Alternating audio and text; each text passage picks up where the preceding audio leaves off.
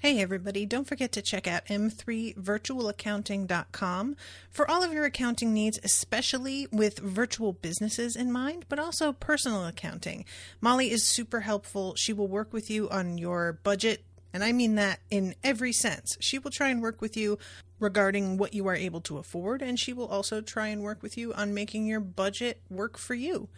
So go to M3 Virtual Accounting and get a free consult with her where you can talk over what it is you're looking for, what you need help with, and what you can expect from Molly. M3virtualaccounting.com. This is an Unspoiled Network podcast. This is Some Spoiled, covering A Song of Ice and Fire 2, the co-host Switcheroo the Rereading, Return to Westeros, HBO Spoiler Edition, uncut, uncensored, and too hot for your earbuds. We are covering chapters 32 and 33, Cersei and Jaime. In these chapters, Cersei, well, you know how, Rashawn, a lot of us were sort of waiting for something that was unpleasant. The Mirish Swamp is that unpleasant thing. And then there's Jaime, who is at River Run, and things are not awesome. Welcome to Unspoiled.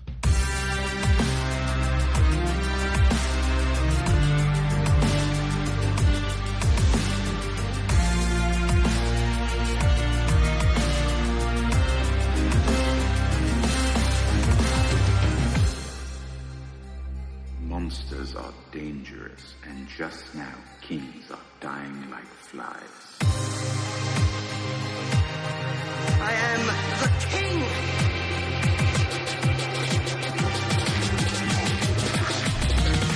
Fuck the king. Welcome to the show, everyone. I am Natasha. I'm Rashawn. Yeah, Yeah. that Mirish Swamp, man. Don't love it. Don't love it. There were so many moments in these two chapters that I just really, really enjoyed. That was not one of them. But what I did enjoy was I had just said, it feels like, I made a comparison between Cersei and Robert Baratheon. You sure did. Austin even mentions it in his notes this episode. Oh, does it really? Yeah, he said, And as so, you can see, Rashawn was spot on. Well, I mean, when I read this bit, I was like, "Oh my god!" Mm-hmm. It was like it wasn't a satisfaction, like, "Oh, I guessed the thing," because that's not what that is. It's not like a great big plot twist or anything, right? But it was just really satisfying to have a moment of being like, "Oh, I think I might be getting what he's trying to do." This is a direct translation of my idea. Yep. So I really appreciated that. Jaime's chapter was phenomenal. I loved almost him so much. Everything in his chapter. Aunt, what's her name? Jenna Lannister Frey is possibly my most favorite character of all time. I don't know if I'm ever even going to see her again. I loved everything about her. Even the fucking gross fat shaming that was happening. She was so awesome. Like that shit just like it was like being coated. She's coated in Teflon.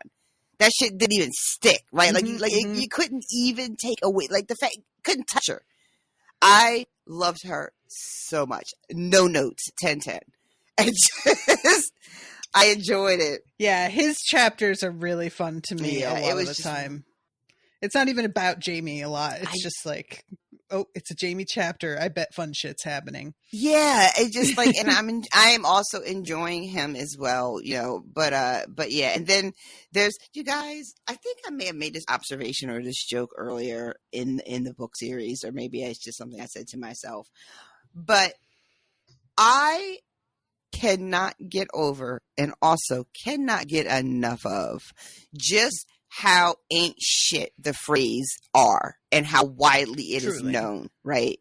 Like everybody, there are all these different factions and alliances and tribalism and intrigue and machinations happening in this universe. But the one thing everybody can agree on, the Freys ain't shit. And I Yep. just love the consensus. And it also makes me really laugh because everywhere has a family of Freys.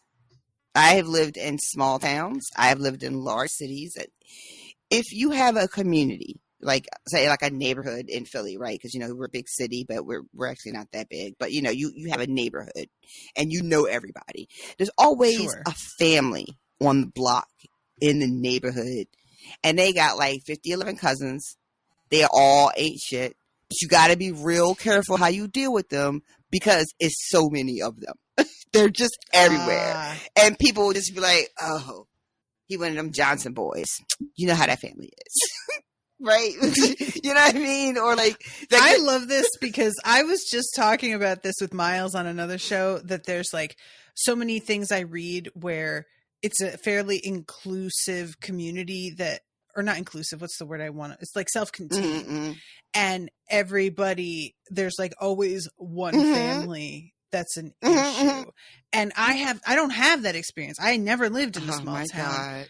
I don't have this sort of thing. So the fact that you have specifically this like sort of experience, I appreciate. I find it very I have experienced it. I have experienced it in like extreme rural situations when I lived in Southwest Georgia as a kid, in like the hardcore country, like dirt road country. I've experienced it growing up in the city, where I've lived in different neighborhoods where there's just like a family that's been around this block for generations, their grandmom and whatever. And the family has a bunch of kids, and then those kids all have their own kids. So by the time you get to like my generation, they have like 30 cousins, and they just be everywhere. And you hear a story, and their name is always in the story, or maybe one of your homegirls, or maybe one of your cousins is talking to one of them, and you had to be like, "Girl, don't you fuck with that family? You know how they are." You know what I mean?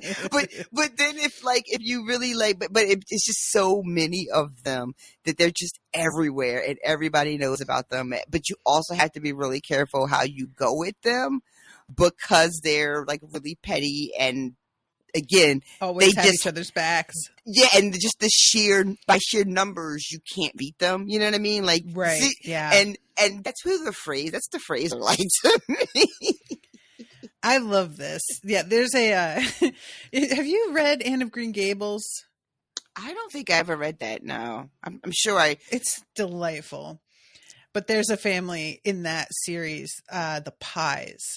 And there's like a girl you meet first named Josie Pye who sucks. And then you get to know the rest of her family and they all suck.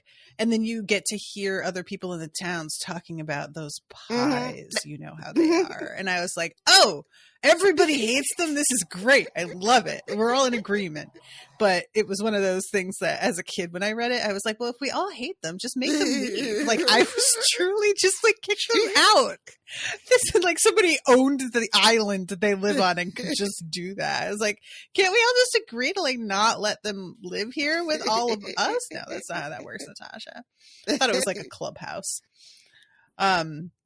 But yeah, I'm really, really glad that you know exactly what this is and that the phrase are like, yeah, getting that for you, because I find this like dynamic it so consistently pops up and stuff that I know it must be a real thing, but no firsthand, nothing with that. It is.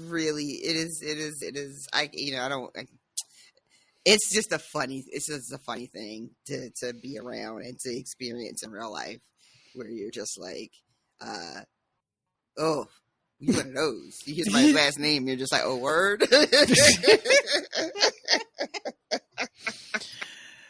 It's good stuff. All right, but so we got to back up and talk about Cersei. Yeah. This Cersei. What are we going to do? So Cersei. I know that some people really like love her. And I don't know if they love book Cersei or if they love show Cersei. But I remember when the show was airing, there were a lot of people that were like really hardcore Cersei stans. And for the show, at least, I also really enjoyed Cersei on the show and didn't think she was I mean, she was terrible, but I didn't think she was as, I don't know what the word is, as unhinged in the brain as she is in the book. Because we don't. What kind of unhinged did you think I thought you meant? I mean, like, oh my god! Because with that really poor expression is that is me trying to find a way to talk about the lack of smarts that she has without being ableist. So I'm trying to find different ways to call her a thing. Incompetent works, right? But also not just incompetent though, because that's just like a tasty treat, like a sprinkle on whatever like Sunday is happening in her brain. There's other toppings, is what I'm saying. You know, incompetence is on there. Okay, so she's like a McFlurry, right? But she's got. It's a Cold Stone Creamery. She's got some cookie crumbles in there for added crunchy texture. You know, she's got a lot happening. And I'm curious. I almost wish I could go back in time to social media and ask the stans, like, did you also stan her in the book? Because this bitch, this is, are you sure? Are you sure?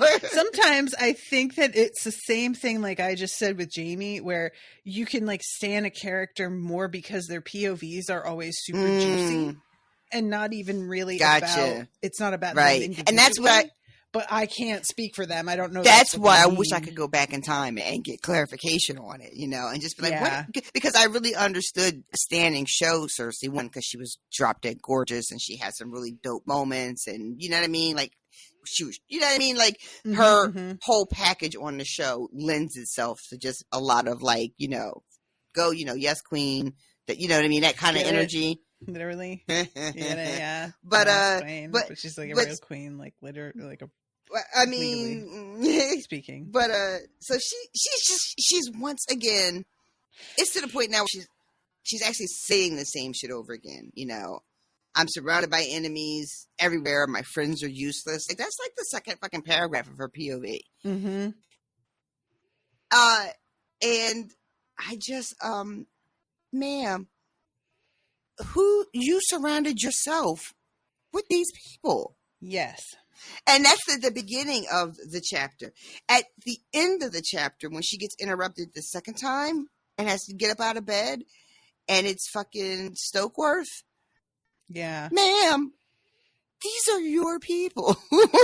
You picked these people. This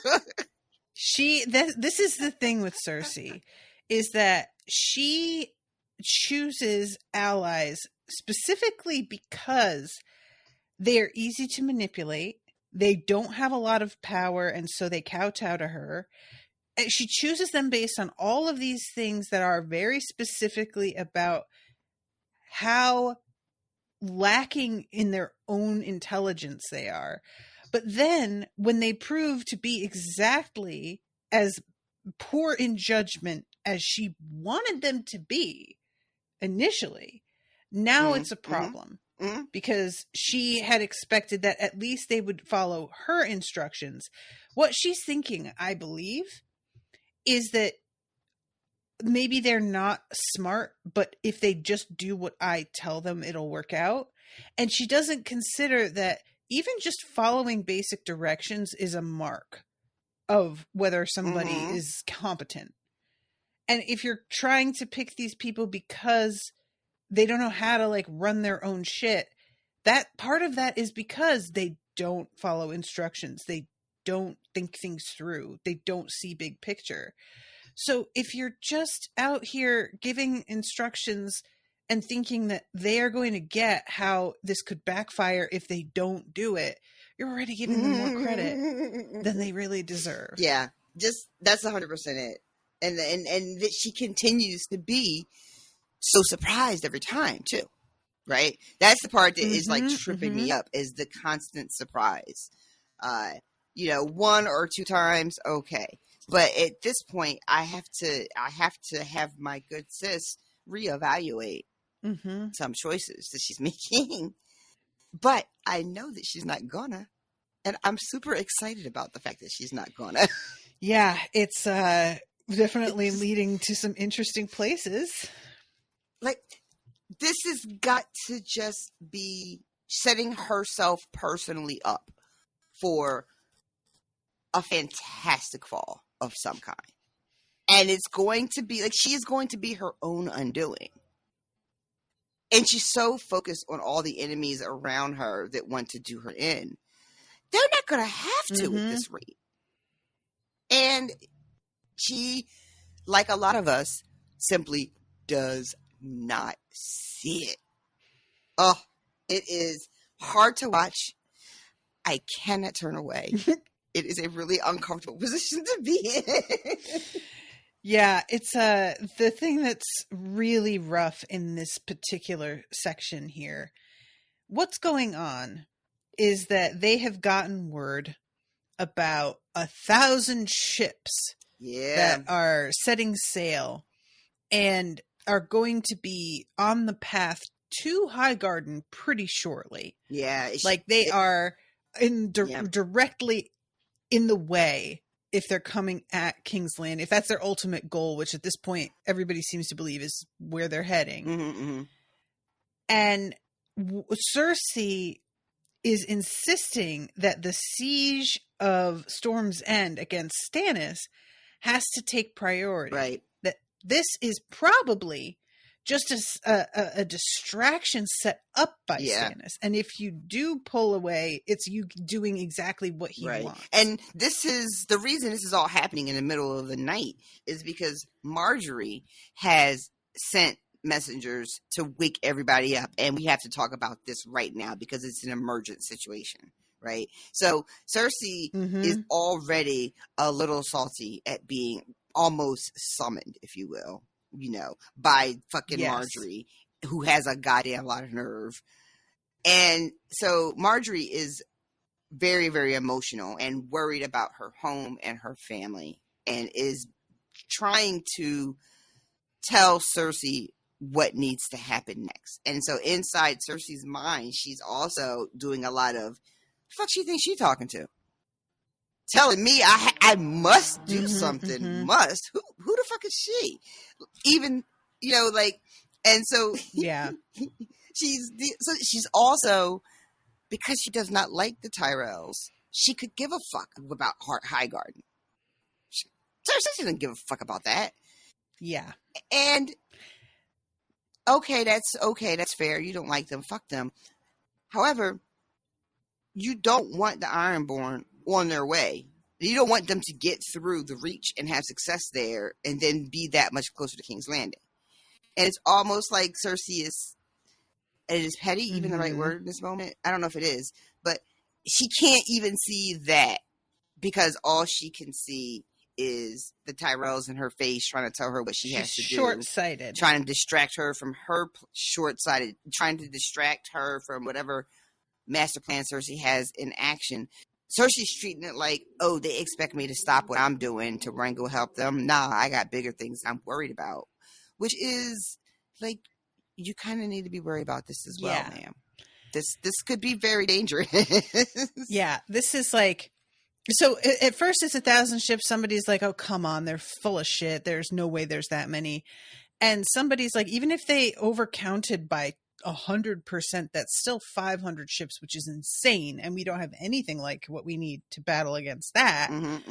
And a lot of our ships aren't even ready yet. Like there's only a few that are even seaworthy. And Cersei is thinking to herself how Robert should have just completely annihilated the Greyjoys and not left a single like keep standing of theirs. And she thinks to herself about how he like never had the stomach that a king requires if he hopes to keep peace. And again, it's just really funny because at the end of the ship, she just has such a weird, warped idea of what the right tells herself at some point that she's a better king than Robert ever was. And like, okay, Robert, from everything I've heard, was not really great at being a king. I actually remember like a conversation with him and Ned, must be from the show. I don't remember if it happened in the book. where he basically laments even becoming king because he's just not suited for it. Yeah. Like he's more about fighting and winning the war, but then like ruling was not. I think like, that his was in the bag. book. Yeah. Was it also in the book? So, it's not even that Robert as a king is such a high standard she could never live up to. It's not really. I think a lot of people were probably better kings than Robert was. But it's funny that she thinks she's better than he was when they both just seem to be terrible at this. Both short-sighted in their own ways. Robert, if I remember, was very short-sighted in, like, he just didn't really want to be bothered with the fucking tediousness of ruling. Yes. He couldn't be bothered with any of that. So that was what his like sort of deficiency was. And then you have Cersei, who is very, very keyed into the idea of actively ruling, being involved, making sure people are listening to her, having power, and then actually wielding it over other people. But just not doing it well. Yeah, she's trying to do like, well, I'm going to do what Robert wouldn't have done. And it's like, well, that's not default the right thing just because he wouldn't have done it. Which is the really simple equation she sort of set up for herself. It's like, it makes me think of things that in, once again, Succession, forgive me, everybody. But they'll do things where they'll say like, well, this is what Dad would have done. And they do this to justify decisions that like are so foolish and absolutely not what their dad would have done. But even if it were, using that as your metric for whether or not it's the right thing to do, there's a lot of question marks around whether that's even a good idea to begin with. And doing it with Robert, it's not like he was so incompetent. Really, what went wrong with Robert was that he spent all their money. All right, everybody. So we had an error with recording. We attempted to record a backup today because we've run into this problem with Zencastr before, and our backup failed. So we may either have a partial intro opening 20 minutes, or we may have lost the whole thing. Not sure yet. But suffice to say, we're both fucking irritable now. Yeah, we were low-key irritable to start, but I thought we were doing a really good job of like masking it. And then the universe was just like, oh. Mask? Right? Where? You thought we were just going to let you get away with having something work? Lol. Have you met me? I'm the universe. Hi. Yeah. Ugh. So I had some great takes too about the phrase, you guys. I really hope we get to recover that opening 20 minutes. Me too, because it was a good time. It really was. But what we were really focusing on at this point was how much Cersei is trying to think she's better at being king, so to speak, than Robert, even though Robert is by no means a bar to feel like is right. It's difficult. Not a huge accomplishment surpass. Being a little bit better at ruling than Robert was, because Robert really was not interested in ruling out to his own admission. So yeah, it's not the flex that she really thinks it is. I will add like one little like qualifier. I want to leave room for the idea that it's not necessarily a flex like for the world, like the world would be impressed that she's better at it than Robert. It might just be like an interpersonal kind of flex, sure, because of their history and their relationship. So I just want to leave like a little bit of space for that. But I love too that she's been woken up and she's in this throne room, hearing about what the Ironborn are doing, and she's just like looking around at her people. And like she has this whole thing where she's, these two look like they sleep on their feet, and the only people, according to Cersei, who are worth anything in this moment in this room to even look like they're awake are that Waters kid. What's his name? Rain Waters. Rain Waters. Yeah. And I think she gives Qyburn like a shout out as like and Loras. Oh yeah, because Loras is there standing with his sword next to Demarjura. Right? They're like the only people that look like they know what the fuck they're doing and they should be here. Everybody else, she is so unimpressed with. And I just have to reiterate, she is unimpressed with the people that she selected. I don't even Exactly. know how that's supposed to work in the real world, but here we are. And, all things being equal as well, not only did she like pick these people, we were also talking about how much of her behavior in this chapter is directly her wondering what it was like for Robert and doing the same things as Robert when it comes to the Mirror Swamp, which just... You really do not care for that. I just hate it so much. And the fact that she's like, I'm so much better at it than him, but she also is like wanting to imitate him. It's really interesting and understandable, in a society where women are denied so much power, that the man she was closest to being how she models herself, it's not like, I understand it to a point, but it is just weird how much contempt she had for him, and yet at the same time is haunted by how, like, everything that he did. And there's a real vibe for me when it comes to Lady Tana of like, I got taken advantage of, and that's what makes men powerful, is that they can do that. So maybe if I can exert that sort of control, it will prove that I'm just as powerful. Yeah, it's a trap that we fall into a lot of the time. When like there's this, when you think about it's like kind of dated now. I mean, it's still a real thing, but the image around it and the language around it has changed a lot. But I can recall, I'm old, but I'm not that old, but I remember like in pop culture when they were starting to deal with the idea of like women in the workplace, especially things like women in the boardroom, and even the way that women dressed at the time with like the big shoulder pads and all that.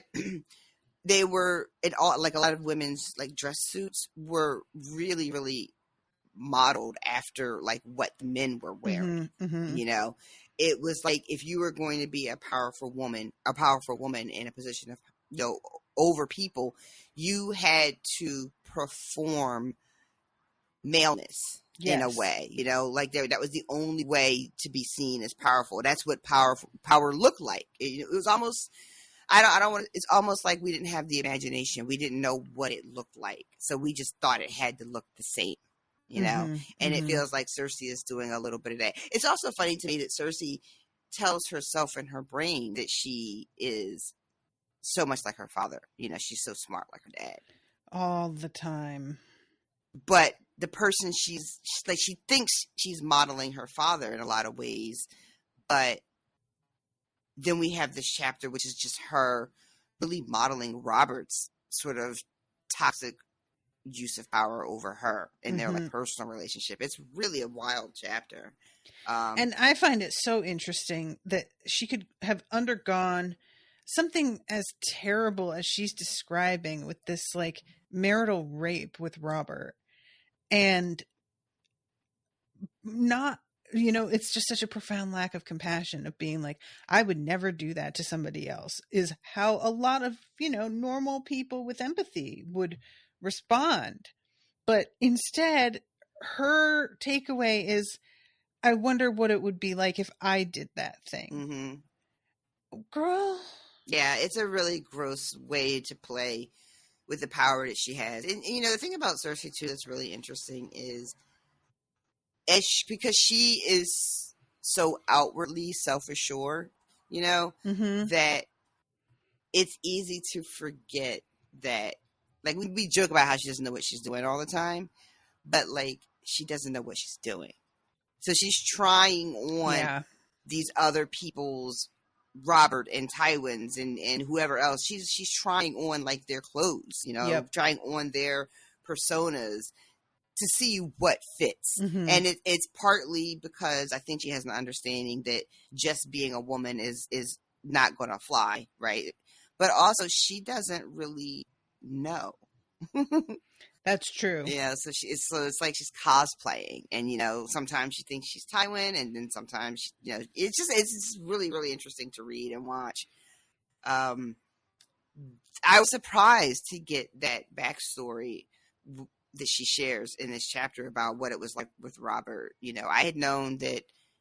I think with the show had that scene that was kind of made up when she talks to Ned in like the garden that time. Mm-hmm. But getting to this chapter, it's starting to feel like, oh, well, they picked all these different like moments of her history that spread out through the books, and then just sort of gave her this monologue to deliver in the episode, right? Yeah.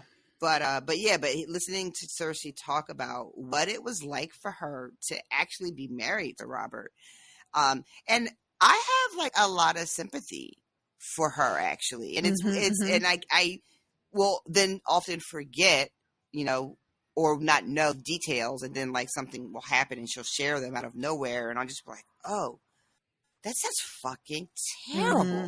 And this whole thing too with Robert, the most like it's all disturbing, but that he attacks her and assaults her when he's so drunk, and that he then pretends like it never happened. Yeah.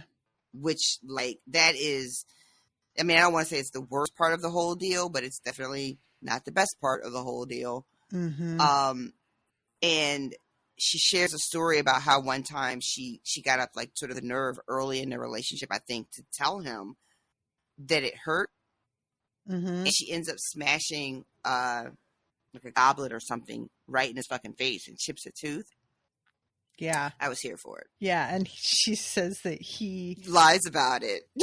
Told some serving girl that it was like a melee, and she's like, well, I guess close enough. Which I did find kind of funny. Our marriage was a melee, so why not? But yeah, it's like the that's the thing about these characters that I really enjoy, is that there are so many moments with everybody in these books, even some of the most despicable people, that you find out some of the things they went through, and you're like, oh God, that's rough, man. Like, it doesn't excuse what they're doing to people, but you are kind of forced to take a bit of a step back. It adds, not necessarily excuses behavior, but it adds context, and like a little bit of understanding to how somebody got to the fucked up place where we find them at now. Before we're not sure about the beginning recordings, but the idea that this late night session is because, the Ironborn are making their way towards Highgarden, and it's a huge crisis. And as a ruler, Cersei should be really much more concerned about this turn of events.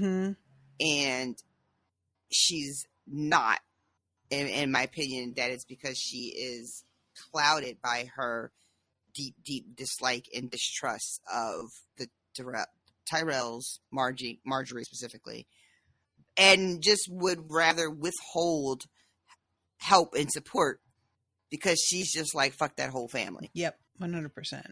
And that is not what makes a good and just and wise ruler. Cersei is really operating under like, everybody who isn't me is likely an enemy, and as long as I preserve myself, everything else will be fine. Which is truly wild. Like, if the Highgardens decided that they were just going to abandon you as allies, there's your fucking food supply, lady. Yeah. What do you think you're doing then? Yep. Like, and the thing is, Cersei just lived through what it was like when they didn't have their support, right? And then they literally came to the rescue, and with food and weapons and troops and all that bullshit.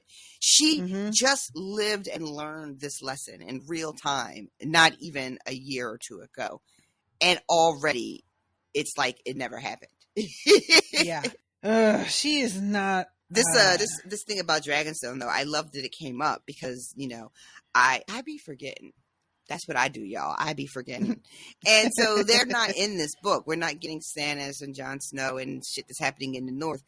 We're not getting that in this book. And so it was kind of a treat to just like be reminded that, oh, this is a thing that is still happening in the world. And they talk a little bit about, because as you mentioned, Cersei, can't remember if it was before we lost it or not, but we talked about Cersei believing that this possible or alleged attack by the Ironborn on Highgarden really is just a diversionary tactic to get them to take their eyes off of the prize of Dragonstone, right?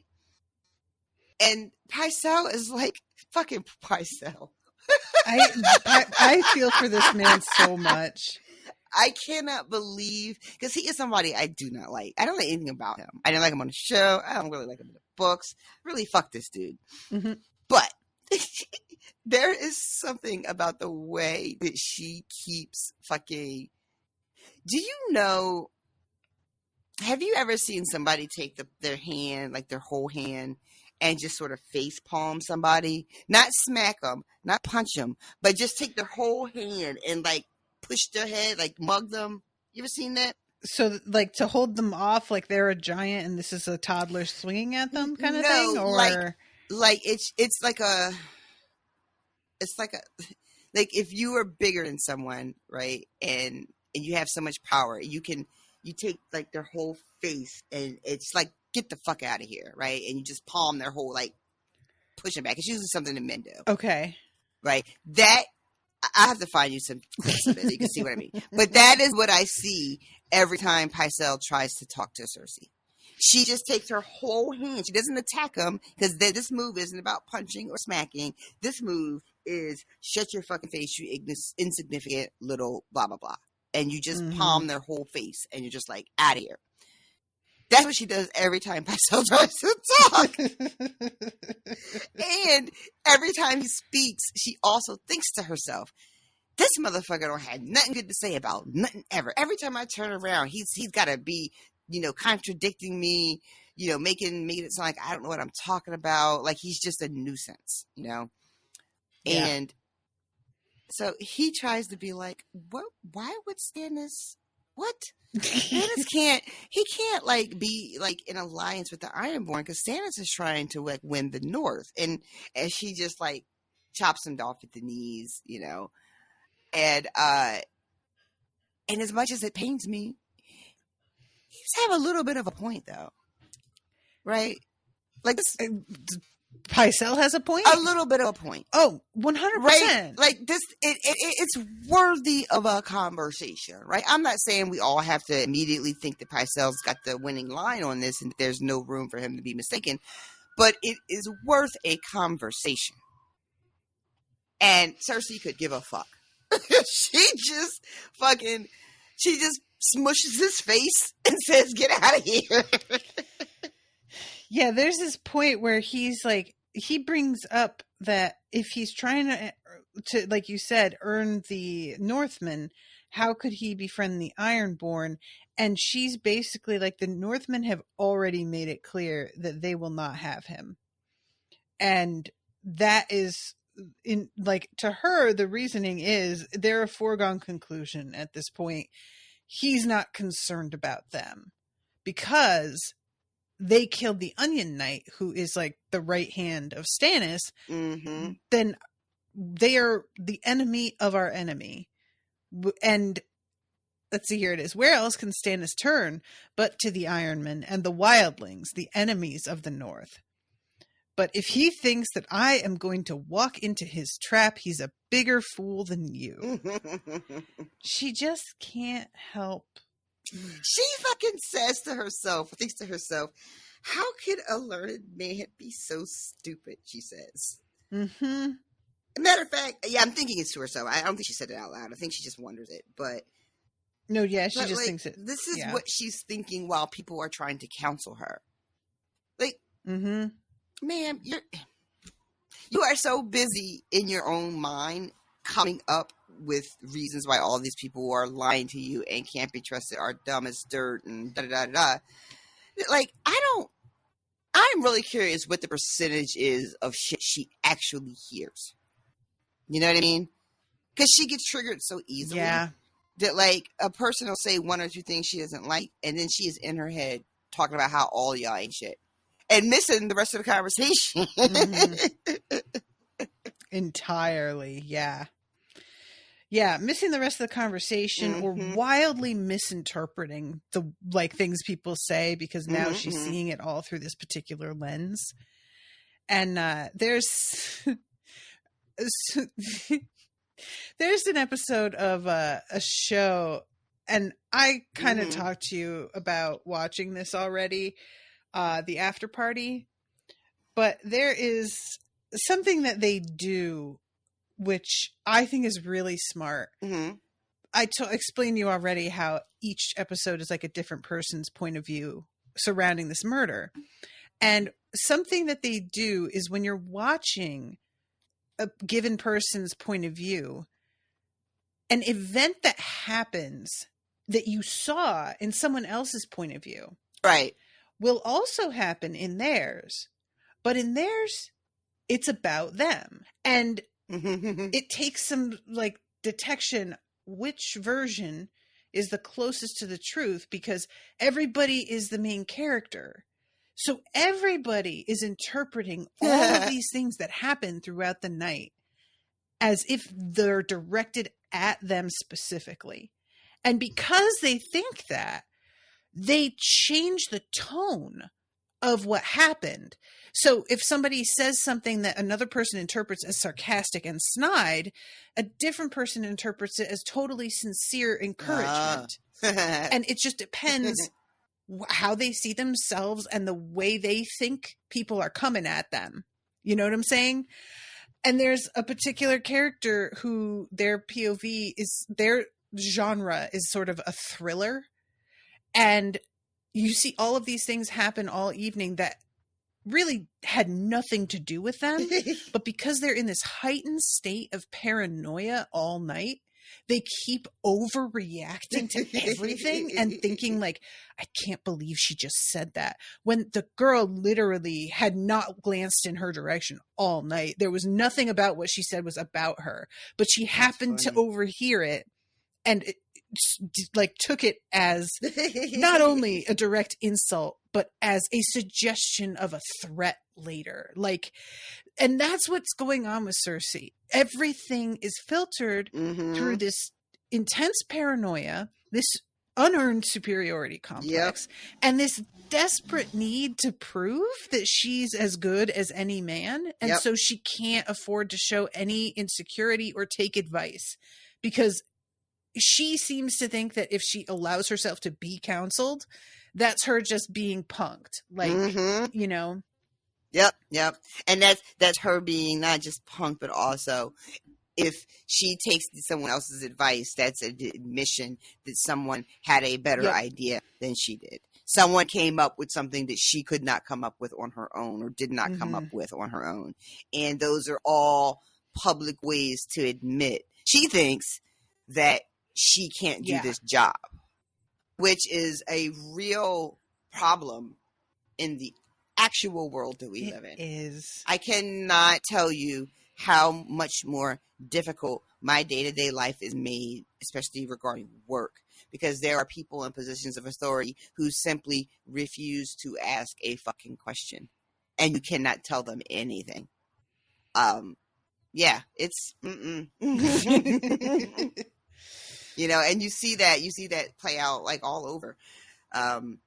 This fucking so she is like, no, we cannot spare really anybody to go and deal with what's happening with the Ironborn. And fucking Marjorie is, because Cersei's like, this seems like a High Garden problem. So High Garden's gonna have to figure it out, and Marjorie is basically like, oh yeah, well we fucking will. You believe that. But then in a twist, Loras, I love this moment when Loras approaches Cersei and Cersei like recoils because she thinks he's going to like try to hurt her. She's such a goon. Which also because that's what you would do, Cersei. Mm-hmm, You are walking around harboring all of this. Not saying that these people are not starting to resent you. They probably are at this point. But you are walking around harboring all this malice towards people who are not necessarily thinking about harming you in the ways you think they want to harm you. And so she just moves with the energy of somebody who is always feeling like she's going to be attacked at every moment because she really believes she's surrounded by people, enemies, you know? So that moment I fucking laughed because I don't know how obvious her physical reaction was, but in my head it was really, really over the top. It like Benny Hill style. Like, you know, she makes like a weird face and her whole body contracts and she, you know, she like a Tom and Jerry cartoon when a mouse comes in and the lady jumps on the stool or something, like just like really over the top. Oh my God. Because I would like for her to have been really, really embarrassed and everybody to be like, the fuck is wrong with her? But I don't think that's how it happened. I think it was probably more of a little bit of a subtle flinch back, you know, that wasn't like anything that caused a scene. But I would have really, in my mind, it was like a cartoon. But really what he does is, before this moment too, he challenges Cersei really directly to her face about, well, how do you think we're supposed to do that? Because what does Cersei say that pisses them all off? Rocks. Rocks. She calls the islands Those rocks. And everybody is just like, fucking how dare you? And just being like, you are, because she's talking about Pike. Which, to be fair, I may have called Pike something really terrible too, because y'all know how I feel. Listen, it's a very different situation. Everybody agrees with you. We all agree with you, Sean. Promise you that. But in this moment, that is, you know, even I wouldn't have said that in this moment. No, this is the thing, is that she is so eager to insult them that she's cutting off her nose to spite her face. That's all it is. That's all it is. Over and over again. Yeah. And so she goes back and forth with Loras because he's just like, all right, well, do you have a better idea? Like, let us know. What do you think we should be fucking doing? And she says, well, y'all could just go over there and handle it. And then he's like, but we don't have enough ships, so what can you do about that? Like, we got plenty of dudes, but how are we supposed to get across that water? And she comes back with like, well, don't you got fishermen? Ma'am. This bitch, I swear to God. She said, don't you have fishermen and ferries and galleys? Do you hear yourself? This is like, it's giving Board of Education telling teachers to just buy their own school supplies. Oh my God. You know, it's so incredibly janky, and they think they're accomplishing something. She's just making herself look so bad. They are out there repping you.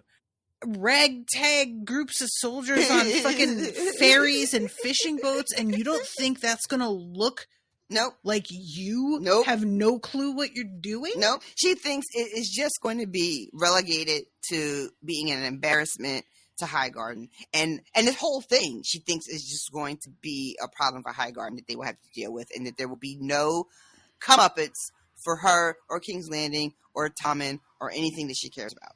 She just like does not connect the dots. And when he comes back to her, when Laura says like, yeah, we have those, but then like, when we're crossing the water, he calls it, and when the long ships of the Ironborn descend upon our ragtag fleet as it is making its way across this, quote, little stretch of water, what would your grace have us do then? And she thinks to herself, without batting an eye, drown. Yep. This is your queen. It's so embarrassing. embarrassing. She should be embarrassed. It's she. I mean, at the end of this, she is like, "Well, you got so much money, just go fucking hire some sellswords or some shit." Mm-hmm. Like it's fucking crazy. And he's like, "You want us to work with that trash?" And she's like, "Well, we all have to work with trash sometimes." She is super duper proud of herself in this moment. Like, it doesn't say it in the text, but we all know she was like, got him. Right? You know she was. You know she was. Mm-hmm. So at this point, you know, this is kind of going in circles. And what ends up happening is Loras decides, all right, you know what? If your argument for us not being able to go to the aid and defense of Highgarden because Dragonstone is more of a priority, let me go handle that shit for you real quick. And then when I get back, we can go deal with this other issue. And Cersei cannot believe her luck. She says something like, I haven't gotten a gift this good since Sansa Stark told me what her father was planning. Like, Cersei cannot believe her great good fortune. Now, I, as a reader, I am a little torn on this development, you guys. This Loras going to Dragonstone. Why is that? Because I just don't know. I don't know what to do with Loras going to Dragonstone. When I say I'm worried, I don't know what happens to him. I can't remember what happened to him on the show at all. Oh, wait, no. He gets blown up in the set with the wildfire. Okay. That's what happens to him in the show. He gets arrested, goes on trial, is supposed to confess. Marjorie and him are all there, and that's what happens to him on the show. So this development here, I don't think was ever part of the show. So I'm really like in like complete darkness. If he goes and wins Dragonstone for the Iron Throne, that really fucks Stannis. And I don't know if I want that. You know, but I don't necessarily want Loras to die either. So I don't know. I don't know what I want for this particular plot. I'm not sure what I want to happen. I don't want Cersei to like have any success whatsoever. But it's a weird thing. Like, what's more important to you? For me to root for who I like or root against who I don't like? You're and really I'm having stuck. a Cersei moment.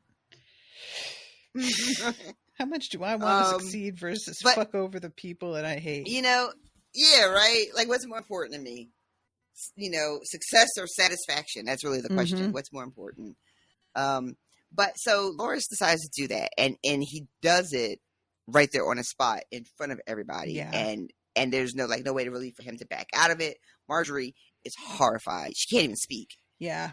And again, Cersei, giddy, cannot believe that this gift just walked up and presented itself to her with a giant bow wrapped around it. So what do you think? Give me your prediction on this. Does Loras succeed? I don't even know if he fucking really goes. Like, this is the middle of the night shit. I don't know what's going to look like in the morning when the sun come up. I really don't know. I mean, that's fair. He does it in front of witnesses. It's difficult for me to imagine a way for him to back out gracefully with honor involved and all that kind of jazz. However,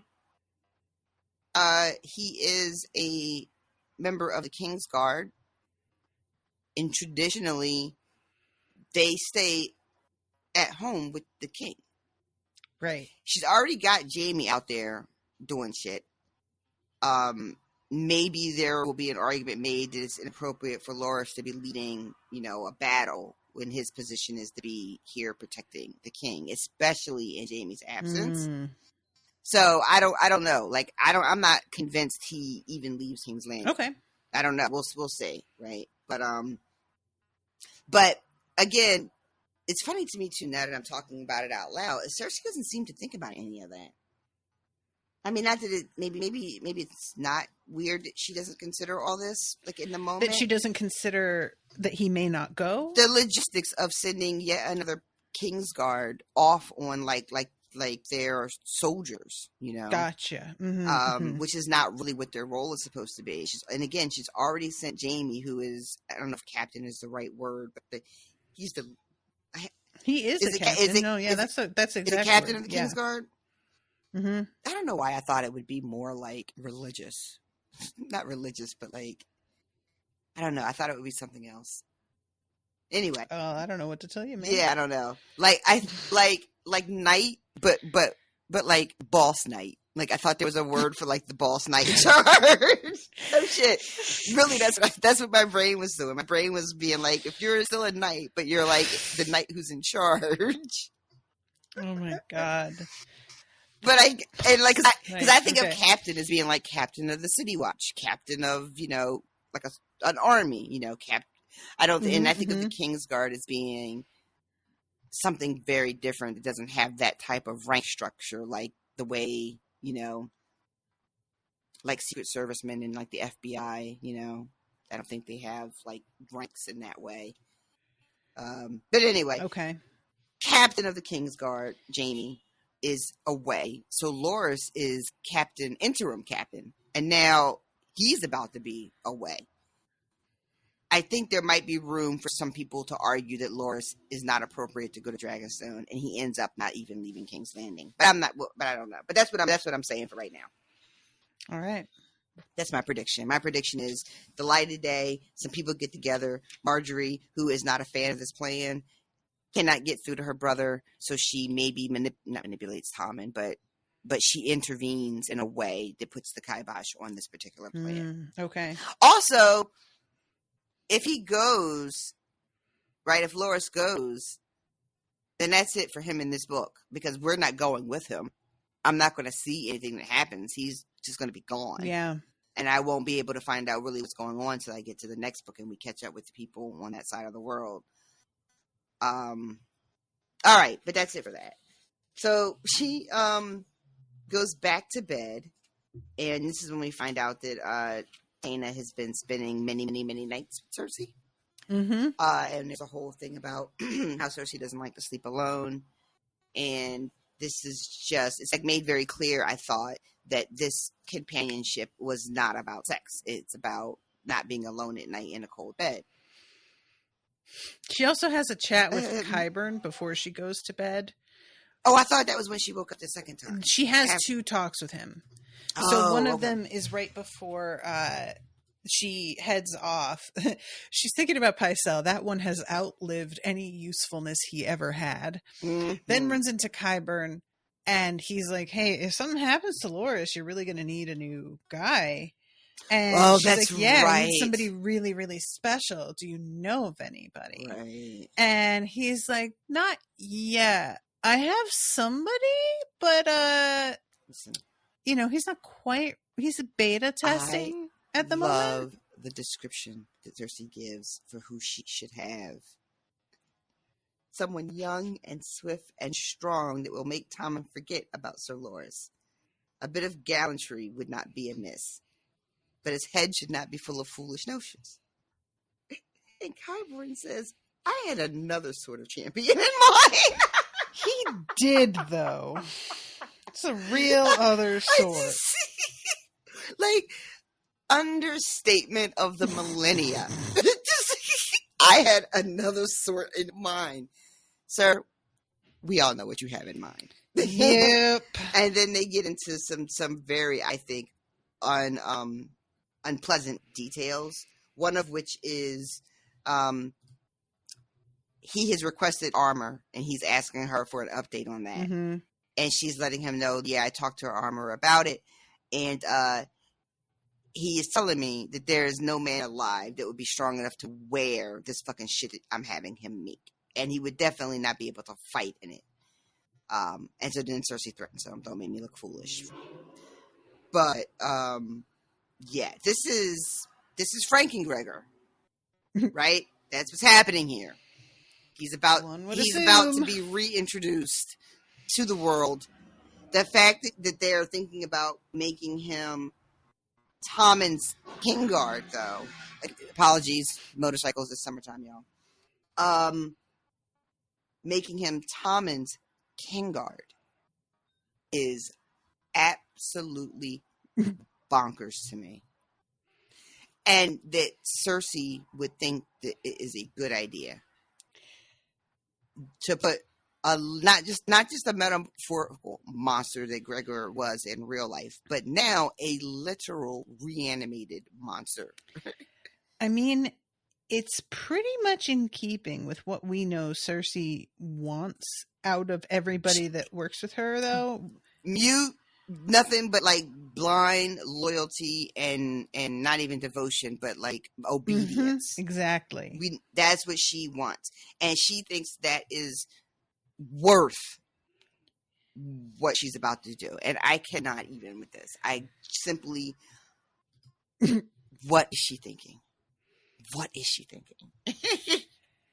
And on the show, I feel like Frank Gregor didn't show up until after Tommen was already gone. Like on the show, he was the Queen's Guard. He wasn't even Tommen's King's Guard. I actually don't remember how this works out in the show. Yeah. So, yeah, I feel like I could be wrong. You know, somebody will let somebody else know, and y'all will all know together. I will never know because I will never do it. But I remember him being her Queen's Guard more than I remember him ever being around Tommen.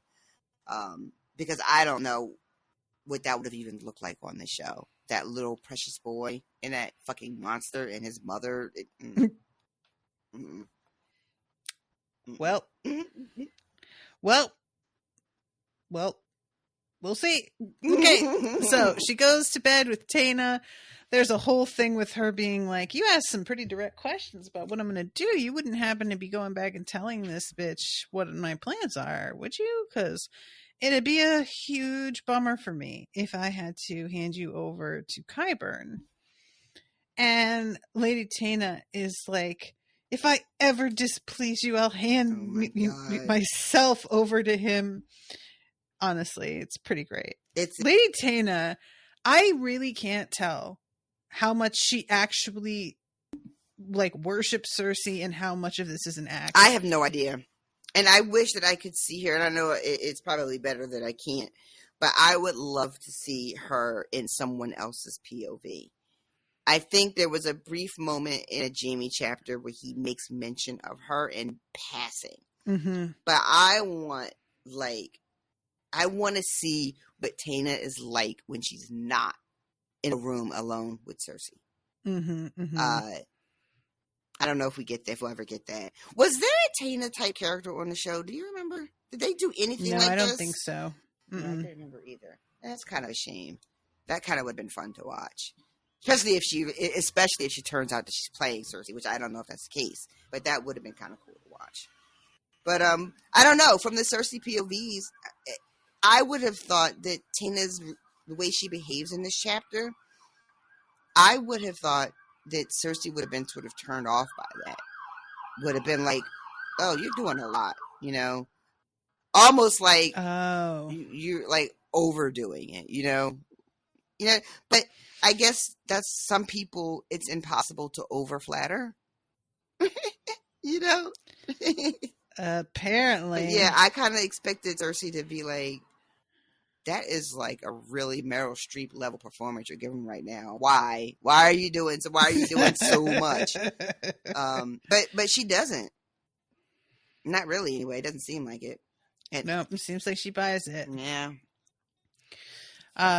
So then we get the thoughts about her own past with Robert, and she gets interrupted in her thoughts with another alert at the door with somebody who's like, Lady Stokeworth is here to see you. She's freaking out because she tries to do the whole, tell her to come back in the fucking morning. What are you doing? And this dude is like, she's not. Yeah. You probably do want to see her. She's not in a good way. If you take my meaning, he says, which is weird because you could just say, hey, fucking, Fausti's here. She's fucked up, man. She's fucked up. Doesn't look good. You know what I mean? Like, just lead with that. Lead with it. But instead, he's just like, oh, you have a visitor. Like, what the fuck? Of course, Cersei's going to be like, tell him to come back in the morning. You have to lead with the information, people. Ugh. You're just as impatient as she is. Surrounded by idiots, I am. So this scene, it's so difficult, especially rereading it, knowing where it's going. So Feliz has come to tell her that her husband is dead because he decided that in order to fulfill the queen's request that they kill Bronn, he would rather confront him as man to man by a trial by combat. He basically challenged him to a fucking duel. Mm-hmm. And Cersei asked for a quiet, looks like an accident situation. Yep. And these motherfuckers was like, no, instead, we're going to do it in the most public spectacle way that we can imagine. There's not going to be anything quiet about it. And not only are we going to do it in this fashion, I'm going to insert myself and make it so that I might possibly get killed. Yep. When all she asked for was a trip down some rickety stairs, maybe the legs on a horse give out, maybe some food doesn't sit well with him, something. Listen, this is what she get for picking these motherfuckers to be her people. This is exactly what she get. He made my lord confess. And she's like, he what now? He didn't, though, right? And Feliz sails right past that and is like, he put his dagger through the eye. And she's like, once again, did he say my fucking name? And Feliz says, well, he was in pain and his legs were broken. And it's pretty clear he fucking said it. Oh yeah, 100%. Like, very much. I love too the reasoning that fucking whatever his name is. What's the husband's name? That's what it be. Balman. He decides to have this trial by combat with the lance because, in his words, the lance is the weapon of a true knight, and Bronn is no true knight. Like he really I'm sorry, what? Yep. That is some elitist privilege helping you make a lot of really terrible choices. Yep. Because Bronn is a fucking sellsword. He is a killer. He's a professional killer. He is a literal killer for hire. This is how he makes his money. Yep. What in God's name are you thinking? You are thinking I am a highborn man, a knight, and that is all I need to be to beat this guy. There's no way he can be better than me at anything. Unimaginable hubris. And now he's dead. It did not have to be like this. Now he's dead. Yes, and indeed. Bronn, after he kills this guy, and it doesn't take much, basically throws this woman out of her house. Mm-hmm. Bronn said, "This is my house now." Yeah, he did. I can't even be mad at it. God. It's basically his house now. Mm. And she says that when he tells her to get out and she tells her guards to seize him, one of the guards says, I reckon you should listen to Lord Stokeworth. And she's like, God. what? Oh my God. I love it. She's like, he wouldn't even let me grab my dresses. And Bronn is like, nah, those are my white dresses now. Mm-hmm. Oh my God. Holy shit. Yep. So Cersei's little plan just went to shit because these people are incompetent. I cannot get over I was actually 100% like in Cersei's brain when we were hearing this story. Cause even I was like, oh shit, girl, you're right. They are not very smart, are they? Yep. And so she ends up letting what's her name? Is it? I called her Falsey. That's not right. Her name is Faliz. Faliz. And Cersei has like more wine brought up, gets her quite drunk actually. Some food and shit, and listens, comforts her. It would seem on its face, listens to her, and it becomes very clear that the guy definitely did drop Cersei's name in some capacity. And this woman is begging Cersei for help and actually says, everything that we did it for you. Proud to be faithful. You said, and Cersei has to cut her off because First of all, even though they're probably in her private quarters, this is not, you know what? Bitch, shush. Shush. Don't be telling everybody what? Mm-hmm. People could be listening. Just hush. Indeed. And so Cersei lets her keep drinking and has one of her like handmaids go get Qyburn. Yep. Did you know what this was? Yeah. Ugh, Yeah. I hate this so much. I suspected it, but then part of me was like, well, people know that she came to your quarters, though. You have witnesses. And I was a little, like, curious whether or not that's a point of concern for Cersei. I mean, it doesn't appear to be a point of concern for her in the moment. I don't know if that's something that becomes a problem. I don't know if people are tomorrow going to be like, shit, did you hear about what happened to the Stokeworths? You know, this one is dead and the wife is just missing. And then people will be like, oh, well, you know, she went to the Queen last night and now no one's seen her. Yeah. I don't know if that's even worthy of consideration. You know, I don't have enough of a good feel on whether that is something that ends up coming back to bite Cersei in the ass. But yeah, when she sends for him, I had a very sneaking suspicion of where this was going. And I was just kind of like, maybe Cersei wouldn't do it to like a noble person though, right? Like maybe that's something she wouldn't do that. But I was wrong. Audience, she would absolutely do that. I didn't think she would. I knew where it was going, meaning I knew what she meant when she asked for him, but I still was in a little bit of denial about, was she really though? Yeah. Yeah, when she says you need more women, I do. The puppeteers are quite used up. I feel like I want to talk about that, but I don't, so we're not gonna. But that sentence. Fair. Yeah. So she tells this woman that Qyburn is here and he's going to help you rest, which is a really fucking, that's hard to read. Yeah. That's really hard to read. And then she's escorted out and so she doesn't think about her anymore. Nope. And starts worrying about Bronn and like what she needs to do to deal with him. And she thinks to herself how she never really thought that Bronn was hiding Tyrion. The switcheroo that she pulls in her brain. And it's just, you know, like... He was no more than an annoyance. That's what she says. Now, he's just this insignificant little nothing. A couple of days ago, we had to murder him. He's Lord Stokeworth now, baby. Like, what do you think that you can just... I mean... Whatever. So... And she also says that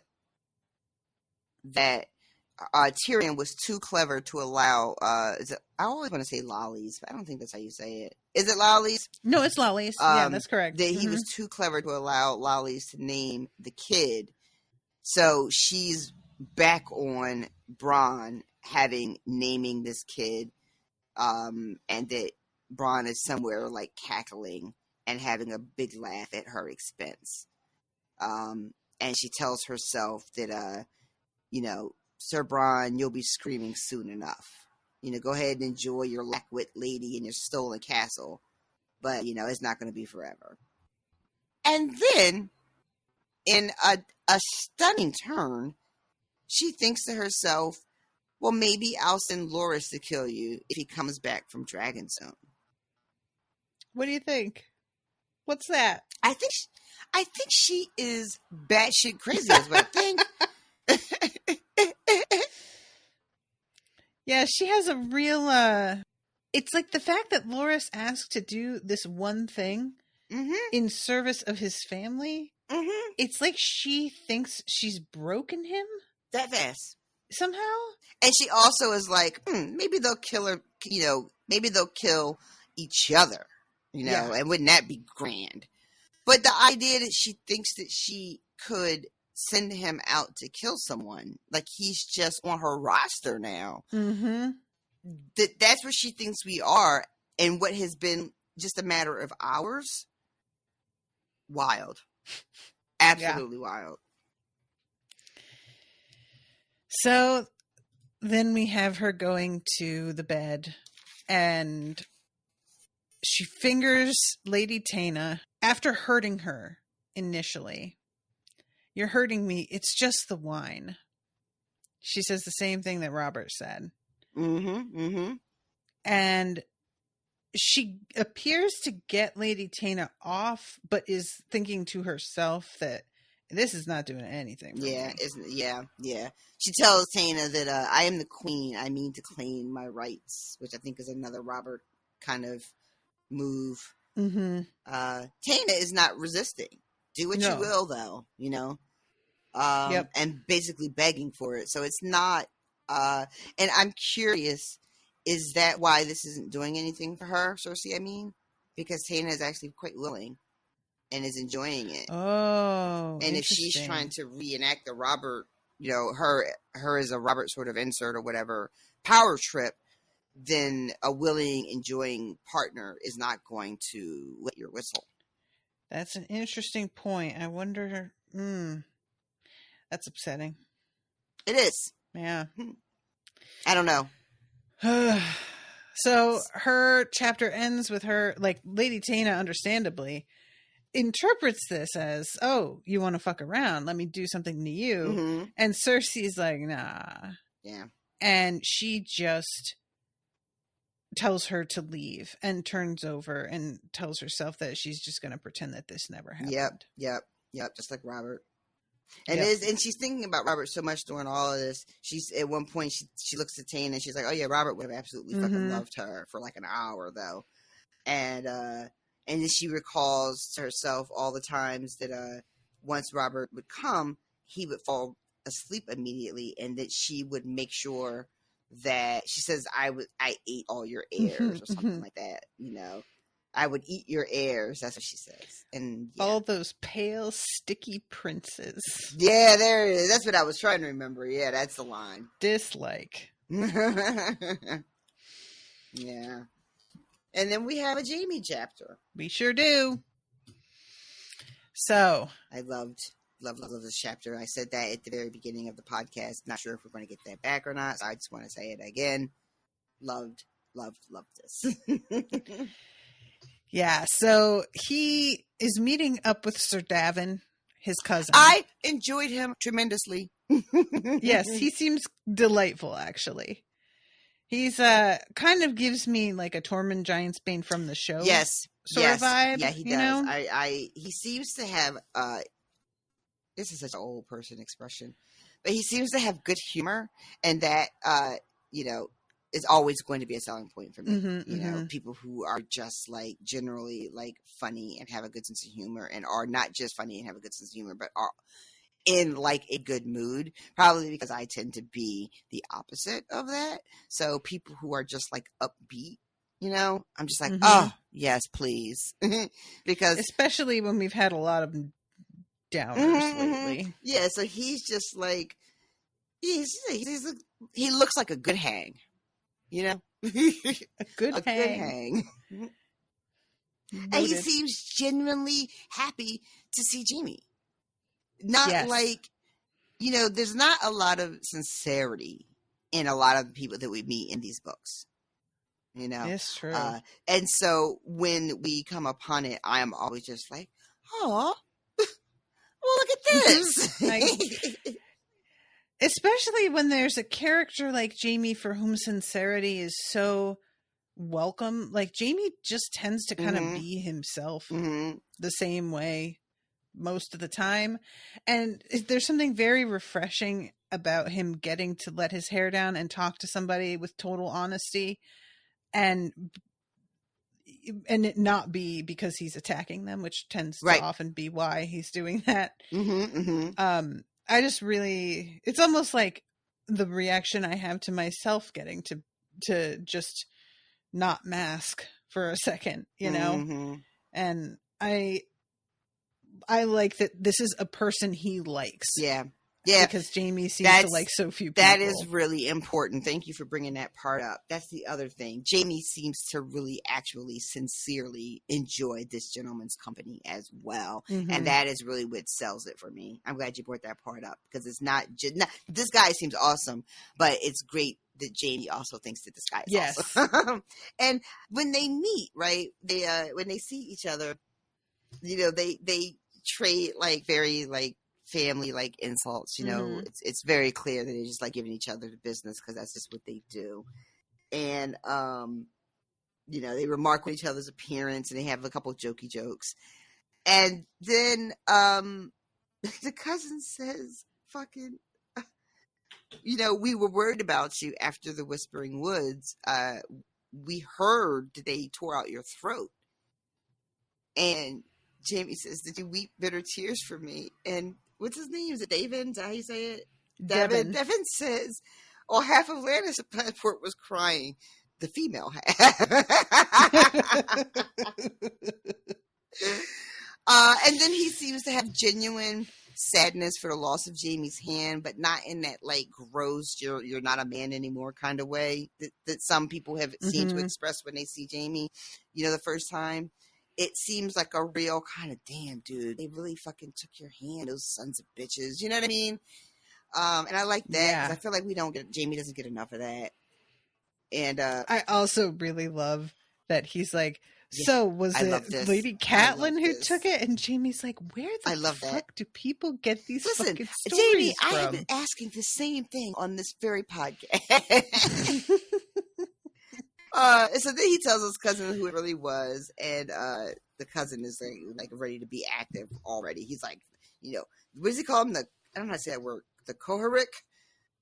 And the Kohoric. And he goes, that's for him and all his brave companions. I love his energy. But yeah, so this guy is part of the siege of River Run, and there are all kinds of banners that have been called. And there's a whole bit later on in this chapter where Jamie is actually making note of who's here and who's not here, right? And there's a moment where Jamie is just like, there's a lot of fucking people who claim they're back on our side, but I don't see their fucking banners nowhere, you know. And there's other people, like the cousin is at one place, and then there's like we talk about the phrase a little bit later on. You know, they have one part of the River Run surrounded, and then there's these other people that are on the other side. So it's a big encampment. And we find out from this cousin from Devin about the fray. Eamon Frey. Eamon. E-M-M-O-N. Yeah. That's also Eamon. Mm-hmm. You're killing me, George Martin. You're fucking killing me. Listen, it may be Eamon, but I shouldn't be, but I'm telling you the way that I remember Roy Dotrice saying it. Probably we can disregard it. But go ahead and say Eamon. That's fine. This is when we first hear about this guy and showing up because he has been promised River Run as his own castle. So he has showed up to this battle because he wants to make sure they don't fuck up his new castle. And when Devin is talking about it, I thought it was like kind of part of the joke. So imagine my face when a little bit later when we meet him and he pulls out that fucking deed, that parchment out. He means this with all sincerity. And I laughed so fucking hard. And then his wife. His wife has no time for him whatsoever. She is the best thing I have met in these books in ages and ages. I love her forever and ever. And I want only good things for her. I loved every moment that she spent with Jamie. I love how truthful she was. How like a real person she appeared to be, and not just like a funny caricature. You know, she seemed like, I don't know if I'm ever going to see her again, but I'd only see her for a few minutes. But my God, did she really feel like a fully formed, fleshed out person? Agree. This is the kind of thing where I'm like, was she based on somebody you know, George? This feels like you're referencing a person that was in your life. You know? And it was done really quickly. It's just, she's got like 3 pages worth of dialogue with Jamie. I maybe it's been mentioned that there's an Aunt Jenna. Probably, I'm sure at some point, Mm-hmm. that's been thrown around, but not to any extent that I ever found myself thinking about her more than a second after her name may have or may not have been mentioned, right? She has occupied no space in my imagination throughout this series. So for me, she just springs fully formed out of nowhere. And she's fucking amazing. And I'm salty as fuck that she hasn't been more involved. Like, I know she can't be. She married a fucking Frey. Which she, like, also, I hate that for her. Yeah.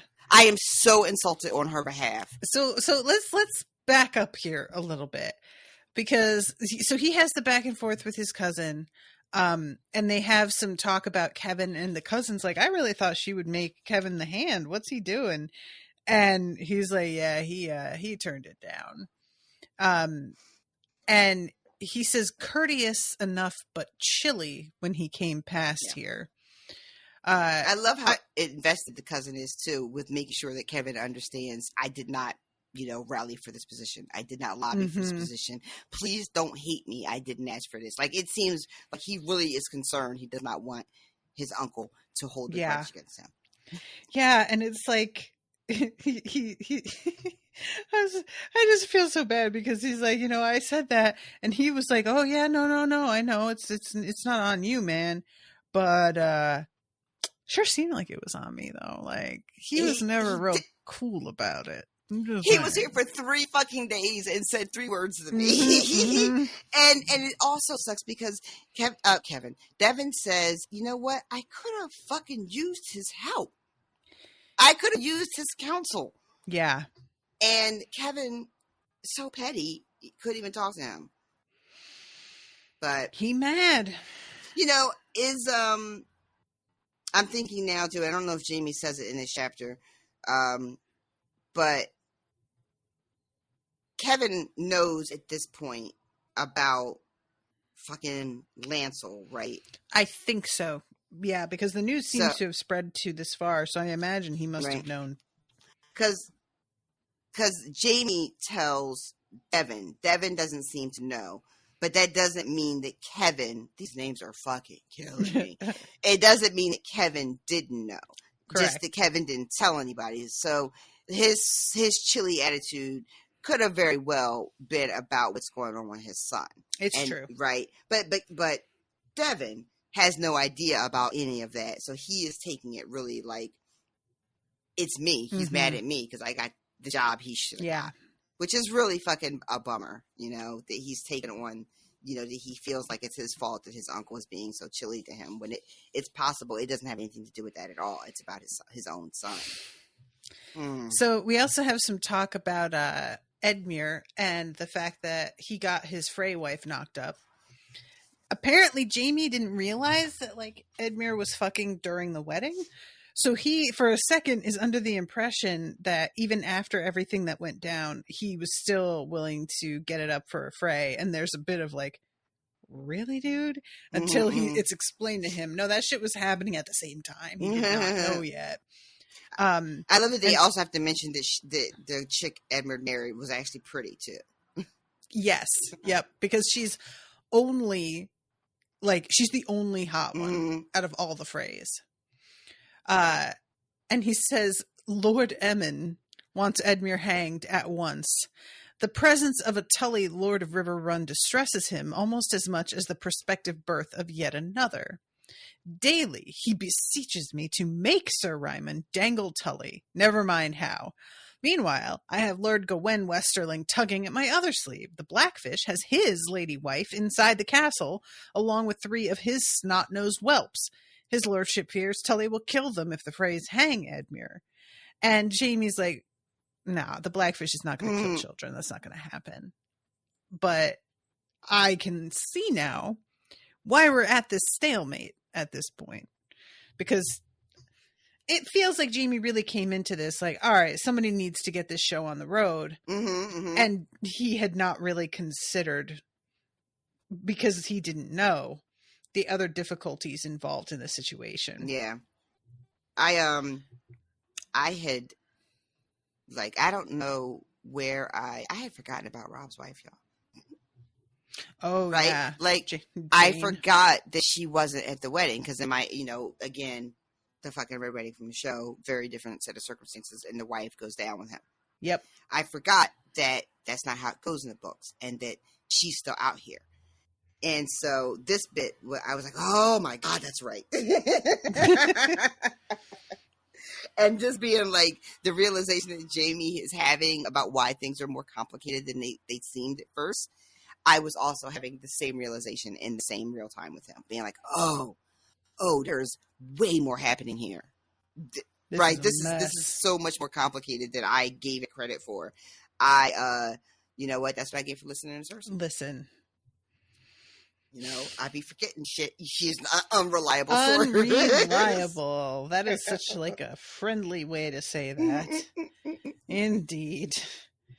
So, there's a, oh my God. I don't want to, I know we're going to get to it in a minute. So I won't say it just yet. We'll get there in a minute. Okay. So this is when they were telling us, he's giving Jamie an update about where everybody is stationed, around the castle, who's where. And they're talking about different tactics, and it comes up that the Blackfish and the people at River Run have enough supplies to last another 2 years. Yeah. So just sitting around and waiting them to starve is like not excruciating. That is not the way to go. And they would probably run out of provisions, because he also mentions that they being the Tullys, picked this whole area dry before they, barricaded themselves in, or however that fucking works. So, yeah. He's like, we have the river to fish in, but we also have horses to feed, and like we've got people deserting all the time as well. Which I kind of get. Like, we send people out for food and they don't come back. Now he's very clear. He says they're not all deserters, because they have found some of their men hanging. And Jamie is like, yeah, we actually passed some as well. And this is, I think, when we find out that they are being stripped and then having crab apples shoved in their mouths. Yeah. So that's the thing that's happening out in these Westeros woods. Don't get me started on Lord Beric. He's here, he's there, he's everywhere. Bitch, I screamed. He's here, right? He's there, he's every fucking where. It's Lord Beric. It was like, I said, oh my God, a Ted Lasso Song of Ice and Fire crossover. But yeah, he says, like, we just keep going after him and he vanishes. I have no doubt Riverlords are helping him out, but you hear that he's dead and think okay, we're good. And then somebody else is like, no, I saw him. And also he can't be killed. So yeah, there's a lot of conflicting information going around. And then let's see, Thoros is with Dondarrion, the fat Mirish priest who used to drink with Robert. Right, because Devin is just like, and at night there's these fires that are all surrounding us, like there's some new god or something. And that's when Jamie is like, nah, it's not a new one. Yeah.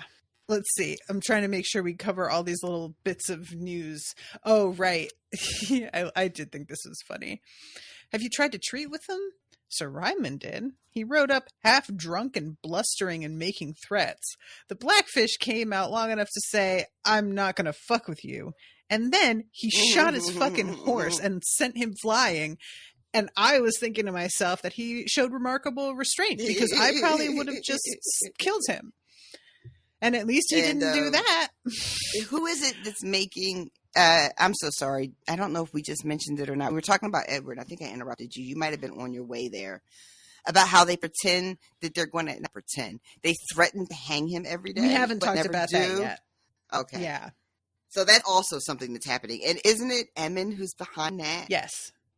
Which is just making... Y'all. Like, he's just making them into a bit of a laughing stock, because... You can't make this sort of threat and then just not follow it fucking through. That's not how you play this sort of game. You've got you neuter yourself. Yep, that's exactly what he's done. Yeah, like, why would anybody take any of them seriously? Exactly. So we have a moment here where Jamie goes off and finds Ellen Payne, and they have their practice. He thinks for a second, oh shit, am I back? And it's very quickly apparent he is not back, actually. That is a false alarm, and Ellen was just sort of letting him have a good time for a second before disabusing him of that notion right speedily. He says, I would have done better to challenge Raph to sweetening with a whore upon my back.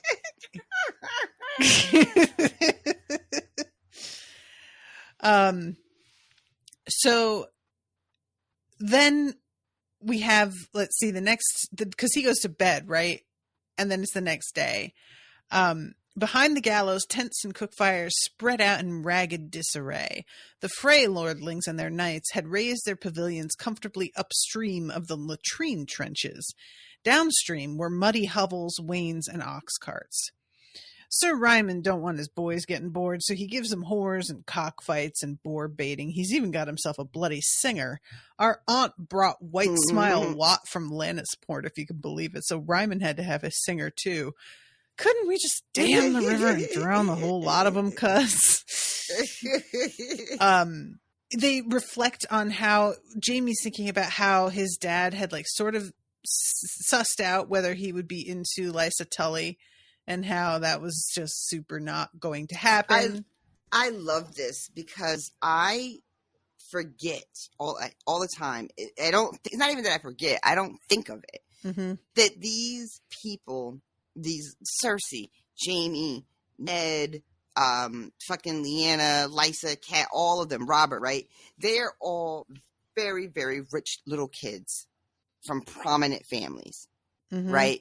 They would have, I'm going to use the expression run in the same circles, but very loosely. Sure. You know what I mean? They all went to the same prep school for a year. They all went to, exactly. So, it's so, we know them as adults in the book and their alliances and, their hatred of each other and whatever.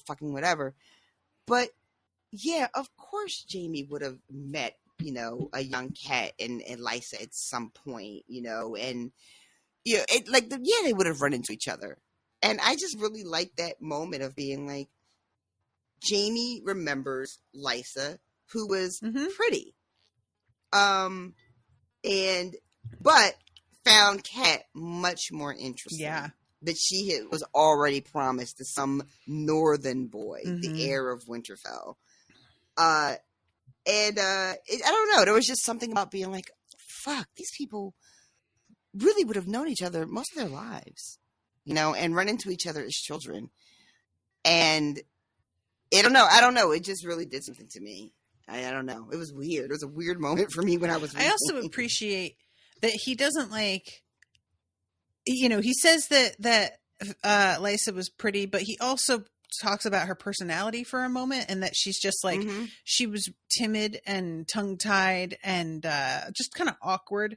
And I like that it's not just about oh, she was pretty. There's he noticed more than that, and he recognizes that him completely ignoring her to talk to her uncle about all of his fights was probably quite rude of him, actually. Right. But also he really just did not give a shit, so why bother? And this person that he's talking to is a child, this Brynden Tully, that is the Blackfish, right?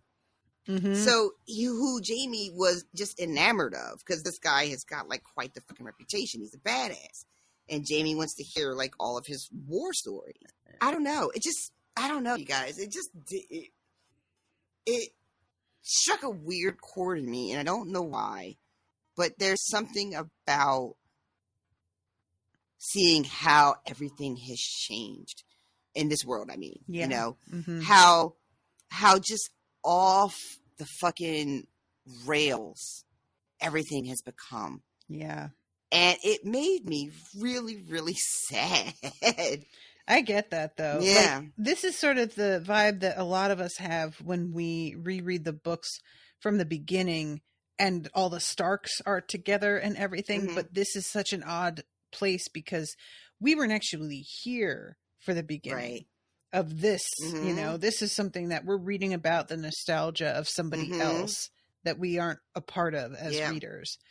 But yeah, I really do get what you mean, because there's just such a there is such a feeling of disconnection a lot of the time. You know, what people are doing are impacting more than just themselves, that they, you know, that it has an effect on everyone.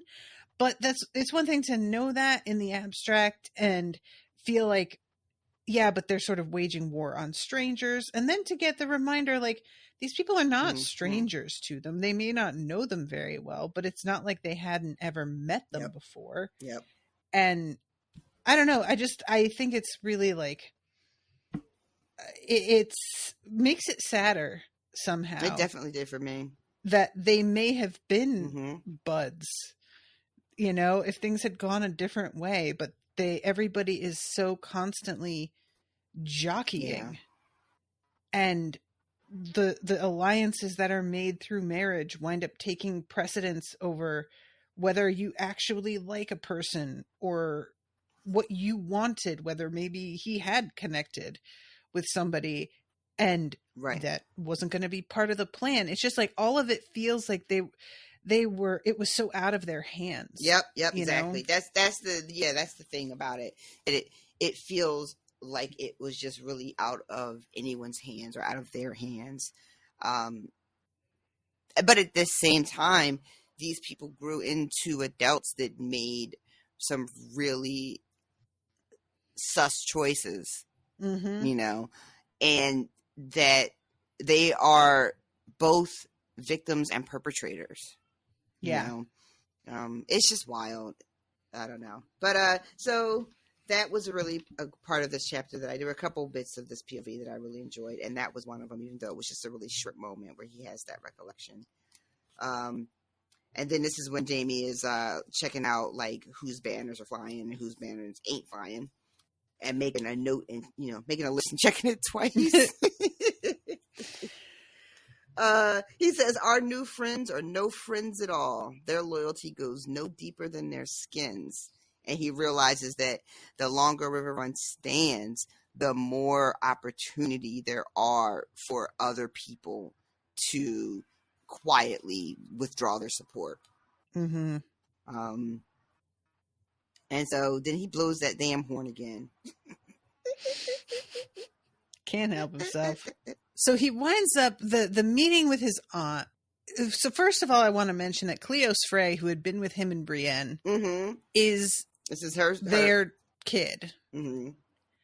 And I really love this greeting, the two of them. I'm sorry for your loss. I had a new hand made of gold. Very nice. Will they make you a gold father too? Tywin was the loss I meant. Oh my God, I love it. I mean, this is how it opens. It is fantastic. It is fantastic. Like, we get a description of her as she enters his little tent, and you know, we get Jamie's impression of what she looks like now, which is basically fat, and his remembrance of how she used to pinch his ears, and all this stuff. Strange one, right? Ear pinching. And you know, it's very, oh, here's my aunt, she's got a mustache and she's gonna kiss me, and I don't want to kiss her, you know what I mean? That kind of, if you that's a very specific Eddie Murphy reference, but which you kids today will not know have no idea what I'm talking about. I sure don't. Oh, you never watched Delirious? Eddie Murphy stand up? Oh my God. Anyway, I'm sorry. So yeah, this is the opener. She comes in just bars, and she just does not stop until it's time for her to leave the tent. It's fantastic. So yeah, they have a talk. He lies about how like Cleos scattered the men before he died, and they're just like, "Oh, he was so brave. Where was he buried?" And he's like, "Fuck if I know." And then makes something up and promises. Yep. He's like, "I'll get you his bones," and he's just like, "That'll be really easy because I could just get bones fucking wherever." They're everywhere now. Yep. But I love that he lies, though, because why? What would the truth serve? But to bring pain. Yeah. You know, why? You know, I love that. Because a different Jamie would have just told the truth and caused that pain and then shrugged his shoulders and been like, well, I told the truth, not my fault. You know? Yeah. You just made him sound so, that was a real insulting caricature. That's the voice I use when I like imitate Owen to him and he gets so mad. I'll be like, well, you remember you were the one who was like, I don't know how to do it. And he's like, I don't sound like that. I do the same voice. What is that voice? Where do we get that from? The dumb guy voice. That's a universally accepted like man-child cartoon voice. Oh my God.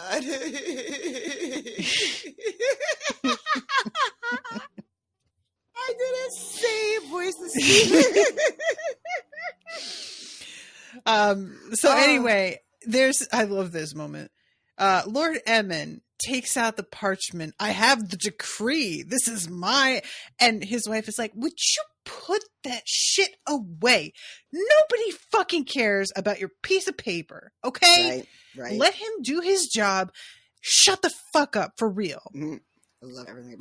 I love that this also when she's first, when they're first getting seated down to really like get into it, and she's talking about the loss of Tywin, and she says with like I think 100% sincerity, like I'm scared for all of us with him gone. What are we going to do? And like she means that shit for real. She's like, and what the fuck is your sister doing? Valid questions. Questions that need answers. But they don't get to Cersei. I think it's after they make Emmon leave. Right, because she doesn't want to talk in front of him because apparently he's a child and he doesn't need to be involved. And they've been married for a long time, and still she's just like, this is family business. Like this motherfucker is not family.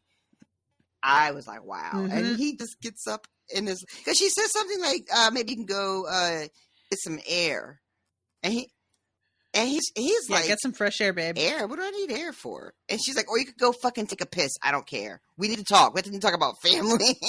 And all he could do is be like, now that you mention it, it is a little stuffy in here. Maybe I will go get some air. So he leaves, and she rolls her eyes and says, my lord and master. Oh my God. What was your father thinking? And he's like, well, I think he was thinking of your sons. And she's like, was he? He's not going to be a good lord. He's not going to be a good lord. And follows this up immediately with like, you have something to fucking drink. I need to drown my sorrows a little bit for a minute here. And she's just like, your dad should have given us dairy and, given River Run to, who did she say he should have gave it to? Somebody Let's see. Better. I'm trying to find it. I don't see where she's saying. Once M heard he was a lord, he had to come at once to claim his seat. Your father should have granted us dairy. Cleos married one of the plowman's daughters. His grieving widow is furious that her sons were not granted her lord father's lands. So, Gatehouse Amy. Yeah. Oh, right. That's what they call the woman. Yeah. That Lancel's wife. Yeah, married to very briefly. Yeah. Yeah. Oh my God. I can't believe it. She's also just like, why the fuck would they pick her for him? And Jamie is like, no, actually Kevin picked her specifically. Yeah. And she is unimpressed. She's unimpressed. That's her kind of default setting. Unimpressed. So then they start talking about Edmure's kid and how, like, if there is a Tully remaining alive, her husband having River Run is not going to mean anything because there's going to be somebody that everyone sees as having the claim. Oh, shit. That's right. What? We skipped that part. You scared me. I thought there was some recording shit thank God. again. Thank God. Not going to wood. It's like we're okay. No, but we skipped the part with Aemon in the tent because he's talking about how he should be in charge. And Jamie has to be like, because he's complaining about like, I'm going to be fair but firm with my new vassals, and I'm going to do this and I'm going to do that, but they're going to have to respect me because I'm the Lord of River Run, and I'm going to be. He calls himself an overlord, and Jamie is like, you are not a fucking overlord. God damn it! Read your piece of parchment that you're carrying around. Ailish is the Lord Paramount of the Trident, and you will be subject to the rules of Harrenhal. And no, he does not want to hear like, that. He's just getting checked all. left and right. This poor dude. Mm-hmm. All right. Okay, friends. If you are listening and there is a sound quality change, that is because Zencastr failed again. GarageBand won't work for Rashawn, so we have gone to Crowdcast and are recording there instead, which I can only cross my fingers this fucking works, because who fucking knows at this point. So, wish us luck, I guess. So yeah, sorry about it, because, I do my best to make the sound as consistent as I can, but there's only so much I can do. So this is definitely going to sound different. So we were in the middle of talking about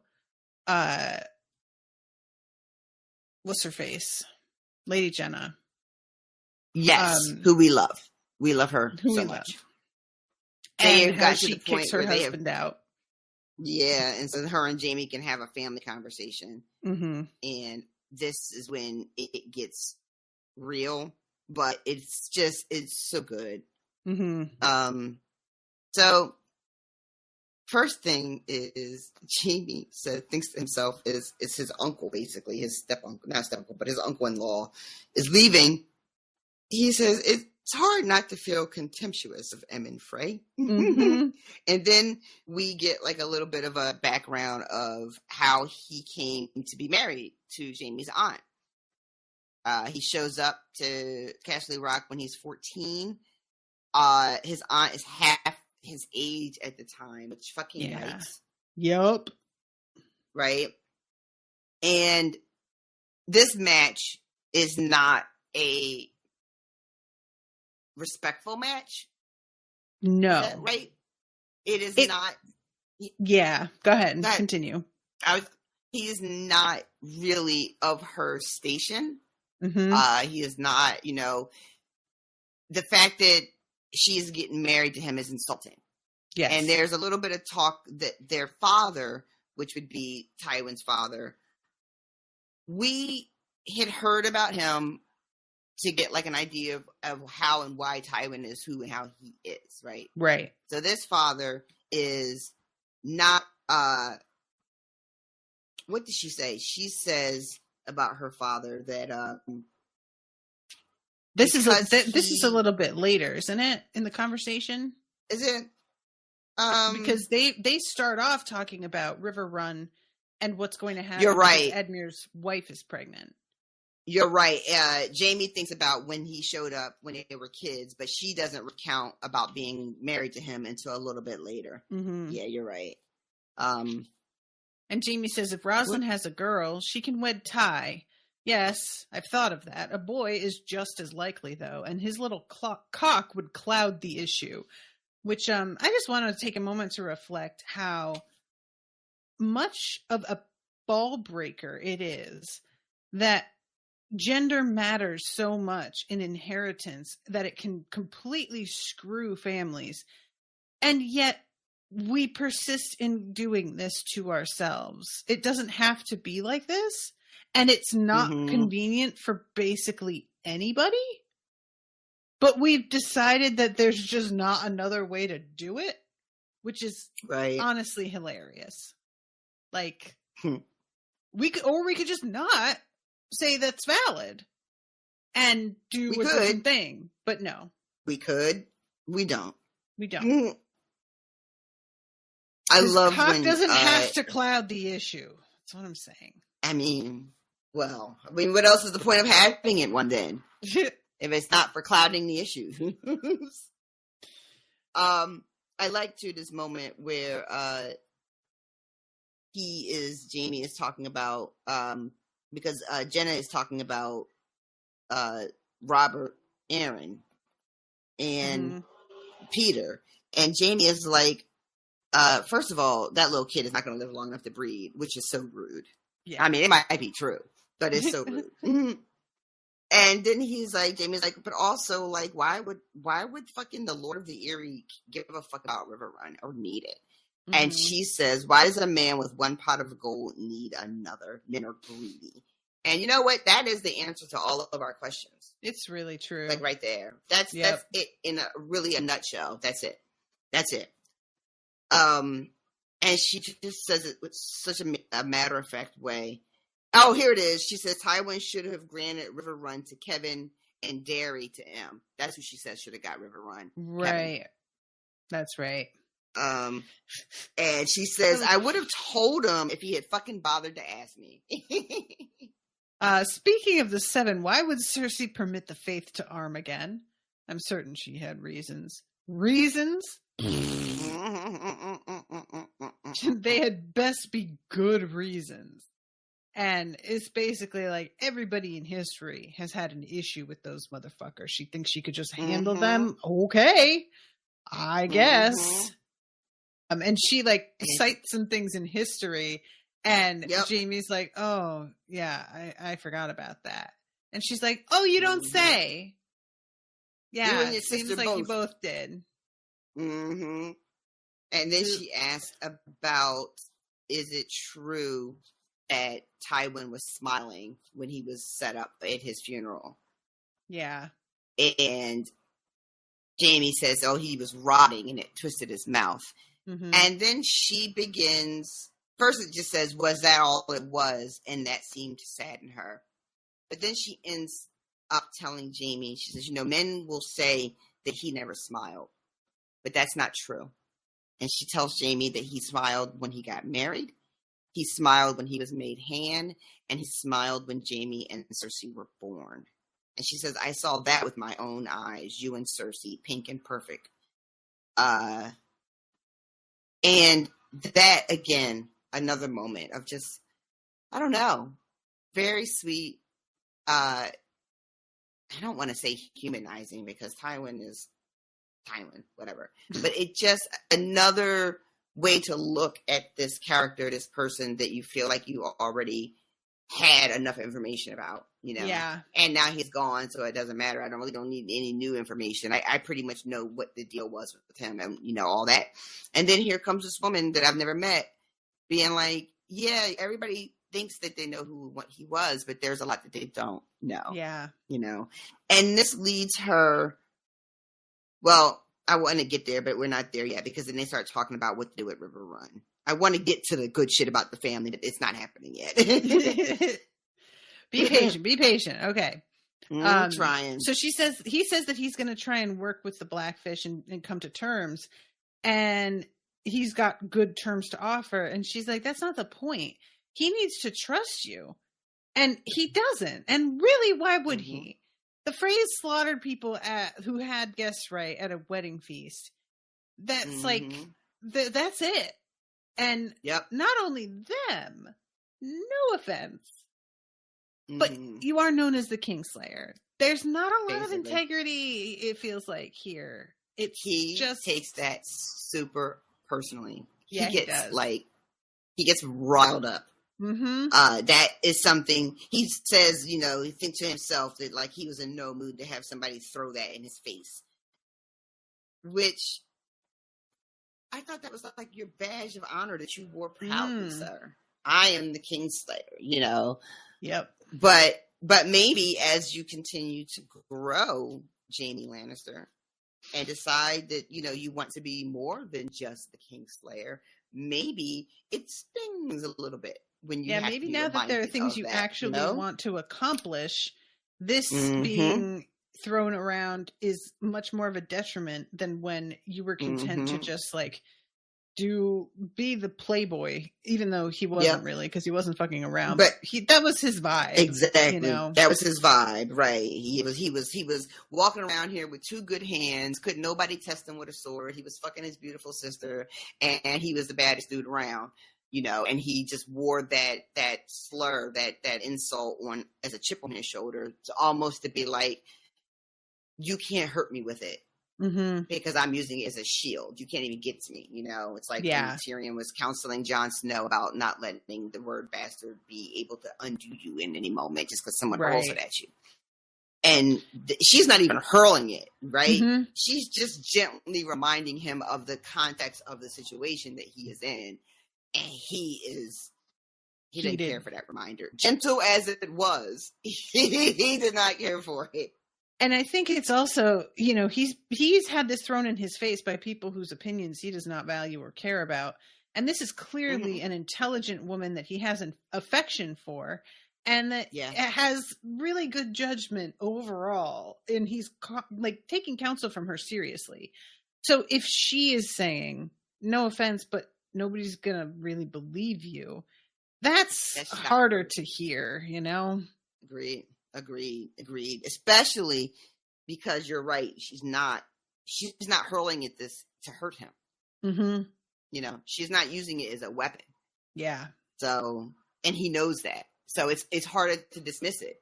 Yep. Exactly. Somebody's saying something to you because they are trying to hurt you, then you can be like, oh, well, fuck them. But she's not. That's not what her aim is by bringing this up. And he's like, I'll kill the blackfish. And she's like, oh, will you? Oh, really? How with your tongue?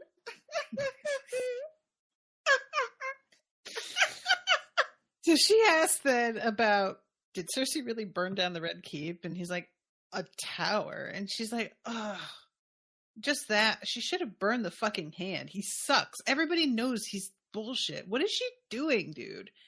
Yeah, I love this. It's really what it He also says... To. She suggests that killing Edmure might be like the way to go. She is like, what?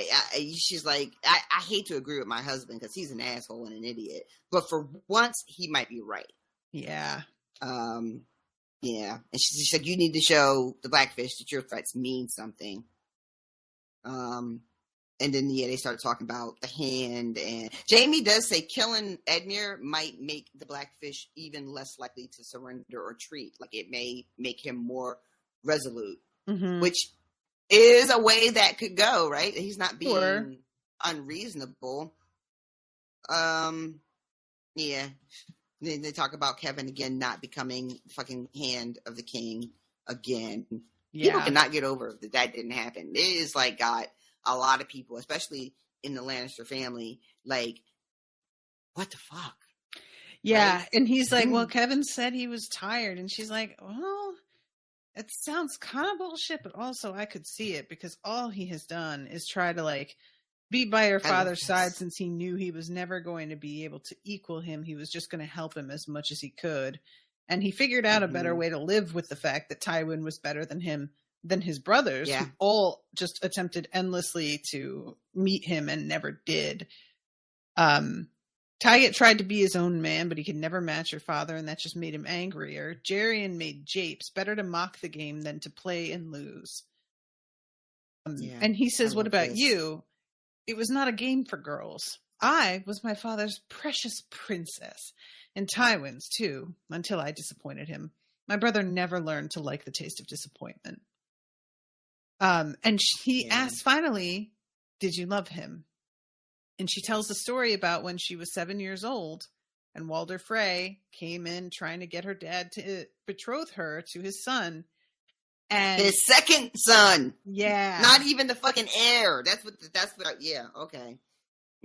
Younger children crave the approval of their elders. Frey sensed that weakness in him, and father agreed for no better reason than to please him.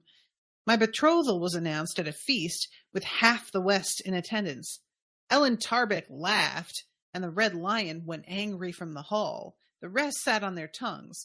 Only Tywin dared to speak against the match, a boy of 10. Father turned as white as mare's milk, and Walder Frey was quivering. How could I not love him after that? That is not to say that I approved of all he did, or much enjoyed the company of the man he became. But every little girl needs a big brother to protect her. Tywin was big, even when he was little. Who will protect us now? So much. He left a son. Aye, he did. That is what I fear the most, in truth. Why should you fear? God. Jamie, sweetling, I have known you since you were a babe at Joanna's breast. You smile like Garion and fight like Tig, and there's some of Kevin in you, or else you would not wear that cloak. But Tyrion is Tywin's son, not you. I said so once to your father's face, and he would not speak to me for half a year. Men are such thundering great fools, even the sort who come along once in 1,000 years. Fucking perfection. Yep. I love that so much. I love that entire conversation so much. It was just, there's so much packed in there. Mm-hmm. My goodness. I loved it so much. I'm curious what the disappointment was. Was it what telling Tywin to his face about Tyrion? I feel like it's something else that we just don't know. And she said I don't think we know. I was his favorite until I disappointed him. I wonder what she did. What could she have done? I don't know. But yeah, but this fucking surgical like precision, this idea and the identification of who Jamie is and who Tyrion is. Yeah. Wow. Yep. No. The fact that she saw it too, again, with just like her judgment. And the fact that she said it to Tywin. Mm-hmm. I just, my goodness, took my breath away. This is the kind of thing that really highlights too how bullshit the gendered thing is, because she is smart as a whip, you know? Mm-hmm. And her goofy brothers were out here trying to be like their brother, and she probably could have been amazing at doing some of this shit. But no, at 7, she's married off to this bullshit dude who doesn't know his ass from his elbow and has to just make the best of it when she had this potential. Like, and I love the fact too that she's given him sons, but there's like a little bit of a like, a little bit of fuck around type girl though. So there sure is a little bit of like no one ever really took it to task, and no one challenged it. But yeah, because there's something about her being at like a table or something, and she would be like really. She'd flirt with the other knights and make dirty jokes and stuff. Yeah. Yeah. But yeah, guys, I enjoyed both of these POVs this week, and Jenna Lannister, Frey, awesome. Yeah, hope I see her again. It's too bad the recording process was such a ball breaker, but what can you do? It really was, and I guess I'm going to restart before fucking tonight. I'm sober, yeah. Yeah, it's 5:00 now. So hopefully I just restart as soon as we're done. See how long it takes. So we're going to wrap this up with... Hey, new patrons! This week we have Morgan, Reed, and Vicky. Yay! Welcome to both of you. Thank you so much for supporting the show. We really appreciate it. If you're listening to this and you want more of me and Rashawn, but without ads, or if you want some Twilight coverage with me and Miles, and now we're covering the Sookie Stackhouse books. If you're looking for something a little bit more serious, we also have been covering Brandon Sanderson's The Mistborn series, and we're going to be getting back to the next book in that once we're done with Sookie. You could just go to patreon.com/unspoiled and sign up at various tiers. There's all kinds of different rewards, and eventually I'm hoping to do some like fun resin stuff for rewards that I can mail to people so you get a little tangible thank you. But I really appreciate everybody who is pledging, supporting us. It really means a lot. This is a lot of work. It's, the episode that we put out, a couple hours, but there is so much more that goes into it that you don't see. And it's just really nice to have folks out there letting us know that it is appreciated. So We appreciate you for appreciating us. We All right, do. everybody. Thank you all again so much for hanging out with us. Until next time, toodaloo, motherfuckers. Bye, guys. Joffrey, Cersei, Walder Frey, Meryn Trant, Tywin Lannister.